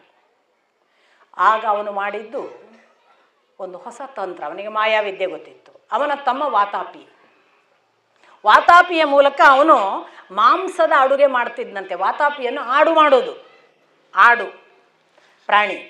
ಆಡಿನ ಮಾಂಸವನ್ನು ಬ್ರಾಹ್ಮಣರಿಗೆ ಕರೆದು ಊಟಕ್ಕೆ ಹಾಕೋದು. ಈಗ ಮತ್ತೊಂದು ಪ್ರಶ್ನೆ, ಬ್ರಾಹ್ಮಣರು ಮಾಂಸ ತಿಂತಿದ್ರ? ಎಲ್ಲ ಬರೋದೇ ಅಲ್ವಾ? ಎಲ್ಲರೂ ಆರಂಭದಲ್ಲಿ ನನ್ನನ್ನು ಕೇಳಿದರೆ, ಅಥವಾ ನಮ್ಮ ಅಪ್ಪ ಕೂಡ ವೇದ ಮೊದಲಾದ ಆಧಾರಗಳನ್ನು ಇಟ್ಟುಕೊಂಡು ನಮ್ಮಪ್ಪ ಹೇಳ್ತಾರೆ, ಆರಂಭದಲ್ಲಿ ನಾವೆಲ್ಲ ಮಾಂಸಾಹಾರಿಗಳು. ಮಾಂಸಾಹಾರ ಯಾಕೆ ಅಂದರೆ, ನಾವು ಹುಟ್ಟಿದ್ದೆಲ್ಲ ಕಾಡು ಜನಾಂಗ.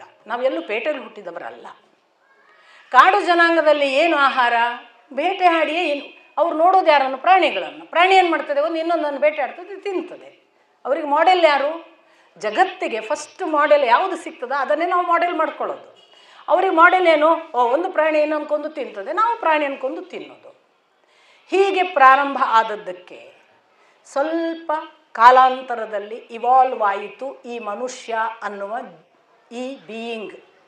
ಹುಟ್ಟುತ್ತಾ ಪ್ರಾಣಿಯ ಹಾಗೆ ಇದ್ದ ಈ ಬೀಯಿಂಗ್ ಕಾಲಾಂತರದಲ್ಲಿ ಇವಾಲ್ವ್ ಆಯಿತು. ಅದಕ್ಕೂ ಬುದ್ಧಿ, ಪ್ರಜ್ಞೆ, ಯೋಚನೆ ಇವುಗಳು ಹೆಚ್ಚು ಇವಾಲ್ವ್ ಆಗ್ತಾ ಬಂದ ಹಾಗೆ ಅದು ಸೂಕ್ಷ್ಮವಾಗಿ ನೋಡ್ತು. ಬರೀ ಪ್ರಾಣಿ ಬೇಟೆ ಮಾಡಿ ಪ್ರಾಣಿಯನ್ನು ತಿನ್ನುವುದಷ್ಟೇ ಇಲ್ಲ. ಇಲ್ಲಿ ಕೆಲವು ಪ್ರಾಣಿಯನ್ನೇ ತಿನ್ನದೆ ಹುಲ್ಲು ತಿನ್ನುವ, ಹುಳು ಹುಪ್ಪಟೆ ತಿನ್ನುವ ಜಾತಿಗಳು ಇದ್ದಾವೆ. ಅವುಗಳು ಬದುಕ್ತಾವಲ್ಲ ಅಂತ ನೋಡಿದರು.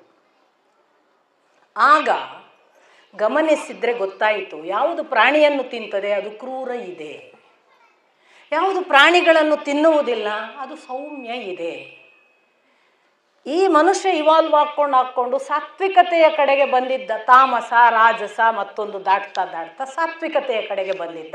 ಅವನಿಗೆ ಗೊತ್ತಾಗಕ್ಕೆ ಶುರುವಾಯಿತು, ನಾನು ಕ್ರೂರ ಆಗಬಾರ್ದು, ನಾನು ಸೌಮ್ಯ ಆಗಬೇಕು. ನನಗೆ ಹೆಚ್ಚು ನಾನು ಹುಟ್ಟಿದ್ದು ಎಲ್ಲಿ, ನನ್ನ ಮೂಲ ಯಾವುದು, ಈ ಶೋಧ ಮಾಡಬೇಕು ಅನ್ನುವ ಒಂದು ಹಸಿವಿಗೆ ಒಳಗಾದಾಗ ಮನುಷ್ಯ ಹೆಚ್ಚು ಹೆಚ್ಚು ಅಂತರ್ಮುಖನಾಗಿ ತನ್ನ ರೂಟ್ ಹುಡುಕುವ ಒಂದು ಪಥಕ್ಕೆ ಬಂದಾಗ ಅವನು ಋಷಿಯಾದ. ಋಷಿತ್ವ ಬಂದ ಹಾಗೆ ಅವನಿಗೆ ಗೆಡ್ಡೆಗೆಣಸು ತಿನ್ನೋಣ, ಹುಲ್ಲು ಮತ್ತೊಂದು ಜಾತಿಯ ಪದಾರ್ಥಗಳು ಸಸ್ಯರಾಶಿಯಲ್ಲಿವೆಯಲ್ಲ ಅದನ್ನು ತಿನ್ನೋಣ. ಹೀಗಾಗಿ ಅವನು ಅಂಥದ್ದೊಂದು ಆಹಾರ ಪದ್ಧತಿಗೆ ಬಂದ. ಇವಾಲ್ವ್ ಆಗ್ತಾ ಒಂದಿಷ್ಟು ಜನ ಈ ಥರದ ದಾರಿ ನಡೆಯುವವರೆಲ್ಲ, ಹೌದು ನಮಗೂ ಬೇಡಪ್ಪ, ಸೌಮ್ಯ ಆಹಾರವೇ ಒಳ್ಳೆಯದು, ನಾವು ಸೌಮ್ಯರಾಗಿ, ನಮಗೇನು ಕ್ಷಾತ್ರವೋ ಬಲವೋ ದೊಡ್ಡಸ್ತಿಕೆಯೋ ಹೊಡೆದಾಡಲಿಕ್ಕೋ ದೈಹಿಕ ಬಲವೋ ಬೇಡ, ನಮಗೆ ಬೇಕಾದ್ದು ಬೌದ್ಧಿಕ ಬಲ. ಬೌದ್ಧಿಕವಾಗಿ ಭಗವಂತನ ಹತ್ರ ಹೋಗುವವರು ಪೂಜೆ ಮಾಡಬೇಕು, ದೇವರನ್ನೇನಿಬೇಕು, ನನ್ನ ಮೂಲ ಶೋಧ ಮಾಡಬೇಕು ಅನ್ನುವ ಒಂದಿಷ್ಟು ಜನ ಅದನ್ನೇ ಅನುಸರಿಸಿದರು.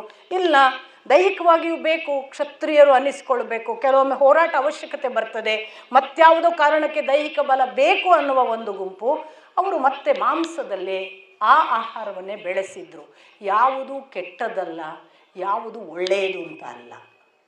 ನಮಗೆ ಅವಶ್ಯಕತೆ ಇದ್ದಾಗ, ಬದುಕುವುದಕ್ಕೆ ಅನಿವಾರ್ಯವಾದಾಗ ಎಲ್ಲವೂ ಆಹಾರ, ನಮಗೆ ಚಪಲವಾದಾಗ ಅದು ಆಹಾರವಲ್ಲ. ನನ್ನ ಗುರುಗಳದೊಂದು ವಾಕ್ಯ ಇದೆ, ಹಸಿವಿಲ್ಲದೆ ದೇಹಕ್ಕೆ ಅವಶ್ಯಕತೆ ಇಲ್ಲದಿದ್ದರೂ ಕೂಡ ಚಪಲಕ್ಕಾಗಿ ತಿನ್ನುವ ಎಲ್ಲವೂ ಮಾಂಸಾಹಾರ. ಕರೆಕ್ಟ್ ಅಲ್ವಾ? ಹಿಂಸೆ ನನಗೆ ಬೇಡ, ಆ್ಯಕ್ಚುಲಿ ನನ್ನ ದೇಹಕ್ಕೆ ಬೇಡ, ನನಗೆ ಅವಶ್ಯಕತೆ ಇಲ್ಲ, ಆದರೂ ತಿಂತೇವೆ. ಅದು ಚುರುಮುರಿ ತಿಂದ್ರೂ ಅದು ಮಾಂಸಾಹಾರ. ಯಾಕೆ? ಅನ್ವಾಂಟೆಡ್ ಅಂತ. ನಮ್ಮ ದೇಹಕ್ಕೆ ಬೇಕಾದರೆ ವಿಶ್ವಾಮಿತ್ರ ಬರಗಾಲ ಬಂತು, ಚಾಂಡಾಲನ ಮನೆಗೆ ಹೋಗಿ ನಾಯಿ ಮಾಂಸ ತಗೋತಾನೆ. ಬಹಳ ದೊಡ್ಡ ಧರ್ಮಬೋಧೆ ಇದೆಯೋ, ಓದಿ ಎಷ್ಟು ಅದ್ಭುತ ಧರ್ಮಬೋಧೆ ಮಾಡ್ತಾನೆ ಚಾಂಡಾಲ ವಿಶ್ವಾಮಿತ್ರನಿಗೆ, ನೀನು ತಿನ್ನಬಾರದು ಅಂತ. ನಾನು ಯಾಕೆ ತಿನ್ನಬೇಕು ಅಂತ ವಿಶ್ವಾಮಿತ್ರನ ಆರ್ಗ್ಯುಮೆಂಟ್ ಇದೆ, ಅನುಶಾಸನ ಪರ್ವ ಎಲ್ಲ ಓದಿ. ಯಾಕೆ ತಿನ್ನಬೇಕು ಈ ಸಂದರ್ಭದಲ್ಲಿ, ನಾನು ತಿನ್ನೋದು ಯಾಕೆ ಧರ್ಮ ಅಂತ ಅವ ಮಾತಾಡ್ತಾನೆ, ತಿನ್ನದೇ ಇರುವುದು ಯಾಕೆ ಧರ್ಮ ಅಂತ ಇವ ಹೇಳ್ತಾನೆ. ನೀನು ಎಂಥವ, ನೀನು ಯಾವ ಕಾರಣಕ್ಕೆ ಬಂದಿದ್ದೀಯ, ನಿನ್ನ ಕೆಲಸ ಏನು, ನೀನು ಹುಟ್ಟಿದ್ದೆಲ್ಲಿ, ನೀನು ಕೌಶಿಕನಿದ್ದವ ವಿಶ್ವಾಮಿತ್ರ ಆಗುವುದಕ್ಕೆ ಮಾಡಿದ ತಪಸ್ಸೆಂಥದ್ದು, ಅದೆಲ್ಲವನ್ನ ಚಂಡಾಲ ಹೇಳಿಬಿಟ್ಟು ತಿನ್ನಬಾರ್ದು ಅಂತಾನೆ.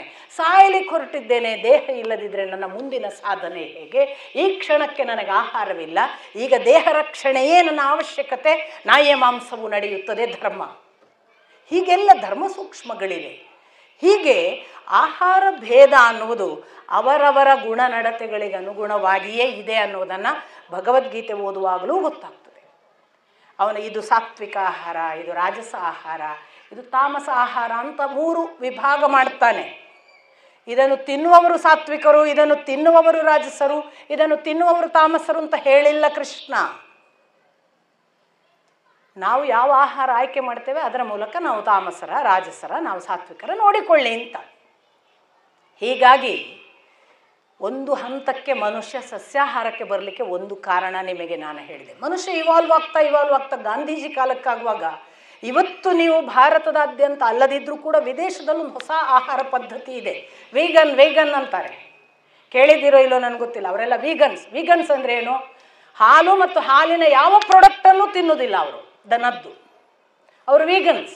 ಯಾಕೆ? ಅವರು ಒಂದು ಹಂತಕ್ಕೆ ಬಂದರು, ಹಾಲು ತಿನ್ನುವುದು ಕೂಡ ದನಕ್ಕೆ ಮಾಡುವ ಹಿಂಸೆ ಅಂತ. ಸೊ ಅದನ್ನು ಪ್ರಥಮದಲ್ಲಿ ನಾನು ಅದನ್ನು ನಿಮಗೆ ಹೇಳಬೇಕು. ಈಗಿನವರಿಗೆ, ಈಗಿನ ಜನ್ರೇಷನ್ಗೆ ವೀಗನ್ ಹೊಸತು. ಯಾವ ಕಾಲದಲ್ಲಿ ಗಾಂಧಿ ವಿದೇಶದಲ್ಲಿದ್ದಾಗ ವೀಗನ್ ಮಾಡಿದ್ದಾರೆ, ಹಿಂಸೆಯನ್ನು ಮಾಡಬಾರ್ದು ಅನ್ನುವ ಏಕ ಉದ್ದೇಶಕ್ಕೆ, ಆ ಕಾಲಕ್ಕೆ ಅಹಿಂಸೆ ಪ್ರತಿಪಾದಿಸಿಕೊಂಡು ತನ್ನನ್ನು ದಂಡಿಸಲಿಕ್ಕೆ ಅವರು ಹಾಲು ಮತ್ತು ಬ್ರೆಡ್ ಬಿಟ್ಟರೆ ಬೇರೆ ಆಹಾರ ತಿನ್ನಲಿಕ್ಕಿಲ್ಲ ಅಲ್ಲಿ. ಅವರು ವಿದೇಶದಲ್ಲಿ ಮಾಂಸಾಹಾರ ಮುಟ್ಟುವುದಿಲ್ಲ ಅಂತ, ಅಂದರೆ ಒಟ್ಟು ಮಾಂಸಾಹಾರ ಮುಟ್ಟುವುದಿಲ್ಲ ಅನ್ನೋದು ಇಲ್ಲಿಯೇ. ಅವರೊಂದು ಆಡು ತಿಂತಾರೆ, ಅವರಿಗೆ ರಾತ್ರಿ ಕನಸಿನಲ್ಲಿ ಆಡು ಅವರನ್ನು ಗುದ್ದಲಿಕ್ಕೆ ಬಂದ ಕನಸು ಬಿದ್ದ ದಿವಸ ಅವರು ನಾನು ಇನ್ನು ಮುಂದೆ ಪ್ರಾಣಿಯನ್ನು ಭಕ್ಷಿಸುವುದಿಲ್ಲ, ಮಾಂಸಾಹಾರ ಮಾಡುವುದಿಲ್ಲ ಅಂತ ಅವರೇ ತನಗೆ ತಾನು ಶಪಥ ಮಾಡ್ಕೋತಾರೆ. ಆ ಗಾಂಧಿ ಹೊರಡುವಾಗ ಅವರ ತಾಯಿ ಹೇಳ್ತಾರೆ, ನೀನು ಇಲ್ಲಿಂದ ಹೋಗ್ತಿ, ಅಲ್ಲಿ ಹೋಗಿ ಏನು ಆಹಾರ ತಿಂತ ಯಾರಿಗೆ ಗೊತ್ತಮ್ಮ, ನಾನು ಎಂದೂ ಅಲ್ಲದ ಆಹಾರ ತಿನ್ನೋದಿಲ್ಲ, ನೀನು ನನ್ನ ಮೇಲೆ ಅವಿಶ್ವಾಸ ಇಡಬೇಡ, ನಾನು ನನ್ನ ಆಹಾರ ಅಲ್ಲದ ಇನ್ನೊಂದು ಮುಟ್ಟೋದಿಲ್ಲ. ಆದರೆ ಅಲ್ಲಿ ಹೋದರೆ ಅವ್ರಿಗೆ ಏನೂ ಸಿಗೋದಿಲ್ಲ ಸಸ್ಯಾಹಾರದ್ದು, ಆದರೆ ಅವರೊಂದು ತುಂಡು ಬ್ರೆಡ್ ನೀರು ಕುಡಿದು ಬದುಕ್ತಾರೆ. ಅದಕ್ಕೆ ಅವರು ಅಷ್ಟು ಸಣಕಲ್ಲ. ಜೀವನದುದ್ದಕ್ಕೂ ಪಕ್ಕದವರೆಲ್ಲ ಹೇಳ್ತಾರೆ, ಯಾಕೆ ತಿನ್ನಲ್ಲ ನೀನು? ಇಲ್ಲ, ನಾನು ಅಮ್ಮನಿಗೆ ಮಾತು ಕೊಟ್ಟಿದ್ದೀನಿ. ಅಮ್ಮನಿಗೆ ಮಾತು ಕೊಟ್ಟಿದ್ದಿ, ಇದು ಇಲ್ಲಿ ಬಂದಿದೆಯಾ, ಇಂಗ್ಲೆಂಡಲ್ಲಿದ್ದಿ, ಅವಳು ಅಲ್ಲಿದ್ದಾಳೆ ಭಾರತದಲ್ಲಿ, ಅಮ್ಮನಿಗೇನು ಗೊತ್ತಾಗುತ್ತೆ? ನನ್ನ ಆತ್ಮಕ್ಕೆ ಗೊತ್ತಾಗುತ್ತೆ. ಎಂತೆಂಥ ಮಾತು ಇದೆ ಗಾಂಧೀಜಿಯಿತ್ತು. ನಾನು ಇನ್ನೊಬ್ಬರಿಗಾಗಿ ನಾನು ಶಪಥ ಮಾಡಿಕೊಂಡದ್ದಲ್ಲ, ನನ್ನ ಆತ್ಮಕ್ಕೆ ಗೊತ್ತಿದೆ. ನಾನು ಮಾಡಿದ ಮಾತು ನನಗೇ ಸುಳ್ಳಾದರೆ ಇನ್ನೊಬ್ಬರು ನನ್ನ ಮಾತು ಹೇಗೆ ನಡೆಸಿಯಾರು? ನನ್ನ ಮಾತು ನನಗೆ, ನನ್ನ ಸತ್ಯ ನನಗೆ, ನಾನು ತಿನ್ನುವುದಿಲ್ಲ. ಹೀಗೆಲ್ಲ ವೀಗನನ್ನು ಆ ಕಾಲಕ್ಕೆ ಗಾಂಧಿ ಪ್ರಾಕ್ಟೀಸ್ ಮಾಡಿದರು. ಮನುಷ್ಯ ಇವಾಲ್ವ್ ಹಾಕ್ಕೊಂಡು ಇವತ್ತು ಎಲ್ಲ ಅನೇಕ ಸೋಕಾಲ್ಡ್ ಬಹಳ ಬೆಳೆಯುವ ಹೆಣ್ಣು ಮಕ್ಕಳು ಗಂಡು ಮಕ್ಕಳಲ್ಲಿ ಈಗ ಅದೇ ವಾದ ಮಾಡ್ತಾರೆ, ನಾವು ವೀಗನ್ಸ್ ಅಂತ. ಅದು ಅವರದೊಂದು ಅತಿರೇಕದ ಭಾಗ ಅಂತ ನಾನು ಭಾವಿಸ್ತೇನೆ.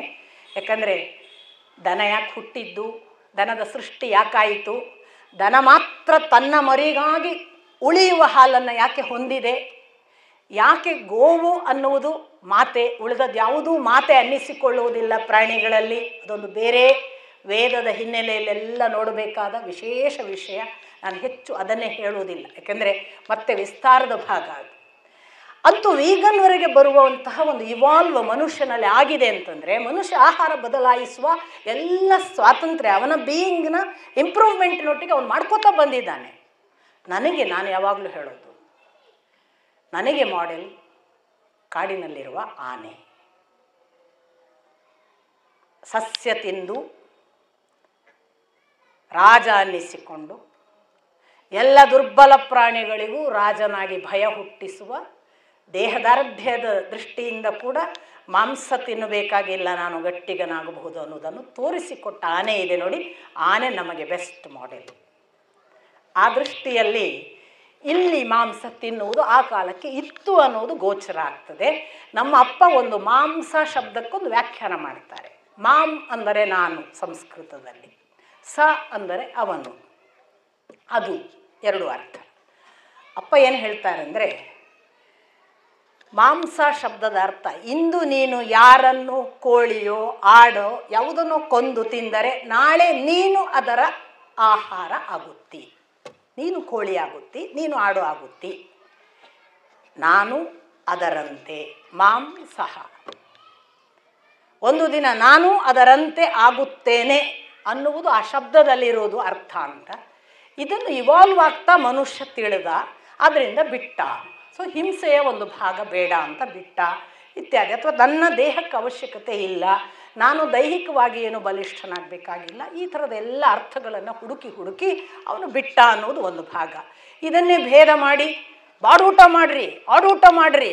ಯಾಕಪ್ಪ, ನಿಮ್ಮ ಊಟ ಮಾಡಿರಿ, ನೀವು ನಮ್ಗೆ ಯಾಕೆ ಹೇಳ್ತೀರಿ, ನಮಗೆ ಬೇಕಿರು ಮಾಡ್ತೀವಿ ಅಂತ ಸಂದರ್ಭ ವಿಶ್ವಾಮಿತ್ರನ ಹಾಗೆ ಬಂದರೆ ಮಾಡೋಣ. ಯಾರಿಗೆ ಗೊತ್ತು, ದೇವ್ರಿಗೆ ಗೊತ್ತು. ಯಾರ ಮೇಲೂ ಇನ್ನೊಂದನ್ನು ಹೇರಬಾರ್ದು, ಇದು ದೊಡ್ಡ ಅಪರಾಧ. ನಮ್ಮದು ಹೀಗಪ್ಪ, ನಾವು ಹೀಗಿದ್ದೀವಿ, ನಮ್ಮದು ಹೀಗೆ ನಡೀತೀವಿ, ನೀವು ನಡೀರಿ, ತುಂಬ ಗೌರವ. ಪರಸ್ಪರ ಗೌರವ ಅನ್ನೋದು ಎಂದೋ ಕಳ್ಕೊಂಡಿದ್ದೇವೆ ನಾವು. ನನ್ನ ಅಮ್ಮ ನನಗೊಂದು ಮಾತು ಹೇಳ್ತಿದ್ಲು, ನಾವು ಪುಟ್ಟ ಮಕ್ಕಳು ಇವನಷ್ಟು ಇದ್ದಾಗ ನಮ್ಮ ಮನೆಗೆಲ್ಲ ಕೆಲಸಕ್ಕೆ ಹೆಣ್ಮಕ್ಳು ಬರ್ತಿದ್ರು, ಅವ್ರು ಬುತ್ತಿ ತೊಗೊಂಡು ಬರ್ತಿದ್ರು. ಅವರೆಲ್ಲ ಸಾಮಾನ್ಯವಾಗಿ ನಮ್ಮ ಭಾಗದಲ್ಲಿ ಮರಕಲ್ಲರು ಅಂತ, ಮೊಗವೀರರು ಅಂತ, ಈ ಕಳಿ ಇಳಿಸೋದು ಅಂದರೆ ಯಾವುದನ್ನು ಮದ್ಯ ಎಲ್ಲ ಇಳಿಸೋದು ಅದೆಲ್ಲ ಮಾಡ್ತಾರೆ, ಮೀನು ಹಿಡಿತಾರೆ, ಆ ಥರದ ಒಂದು ಗುಂಪು. ಅವ್ರು ಬರುವಾಗ ಮೀನಿನ ಅಡಿಗೆಯನ್ನು ಬುತ್ತಿ ತೊಗೊಂಡು ಬರ್ತಿದ್ರು. ನಾವು ಸಹಜವಾಗಿ ಮಧ್ಯಾಹ್ನ ಊಟ ಹಾಕ್ಕೊಳ್ಳೆ ಅಲ್ಲಿ ಹೋಗಿ ಅವ್ರ ಜೊತೆ ಹರಟೆ ಕೂತ್ಕೊಳ್ತಿತ್ತು. ಏನು ತಿಂತೀರಿ, ಏನು ಊಟ, ಅವ್ರು ಮೀನಿನ ಊಟ ಅಂತ. ನಾವು ಒಂಥರ ವಾಸನೆ ಅಂತ ಮೂಗು ಮುರಿದು ಈಚೆಗೆ ಬರ್ತಿತ್ತು. ನಮ್ಮಮ್ಮ ಹೇಳ್ತಿದ್ಲು, ಅವರ ಆಹಾರ ಅವರನ್ನು ಬೆಳೆಸ್ತದೆ, ನಿಮ್ಮ ಆಹಾರ ನಿಮ್ಮನ್ನು ಬೆಳೆಸ್ತದೆ. ಅವರ ಆಹಾರದ ಬಗ್ಗೆ ಅಗೌರವವಾಗಲಿ, ನಿಮ್ಮ ಆಹಾರದ ಬಗ್ಗೆ ಗೌರವವಾಗಲಿ ಅತಿಯಾಗಿ ಮಾಡಬಾರ್ದು. ಇದು ಪಾಠಗಳು. ಅವರ ಆಹಾರ ಅವರಿಗೆ, ಅವರ ಆಹಾರನ ನಮ್ಗೆ ತಿನ್ನಿಸಿ ಅಂತ ಒತ್ತಾಯ ಮಾಡಿದಾಗ ಇಲ್ಲಪ್ಪ ಅಂತಷ್ಟೇ.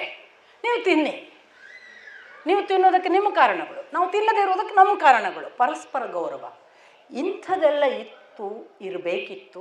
ಅದಿಲ್ಲದ ಕಾಲದಲ್ಲಿ ನಾವಿದ್ದೇವೆ. ಆ ಕಾಲಕ್ಕಂತೂ ತಿಂತಿದ್ರು, ಸಹಜವಾಗಿ ತಿಂತಿದ್ರು ಅಂತ ಗೊತ್ತಾಗತ್ತೆ. ಇಲ್ವಲ್ಲ, ವಾತಾಪಿಯನ್ನು ಹೀಗೆ ಕಡಿದು ಮಾಂಸ ಮಾಡಿ ಪ್ರತಿ ಬ್ರಾಹ್ಮಣರ ಹೊಟ್ಟೆ ಸೀಳೆ ಅವರು ಹೊರಗೆ ಬಂದು ಸಾಯ್ತಿದ್ರು. ಈ ಹೊತ್ತಿನಲ್ಲಿ ಅಗಸ್ತ್ಯರಿದ್ದರು.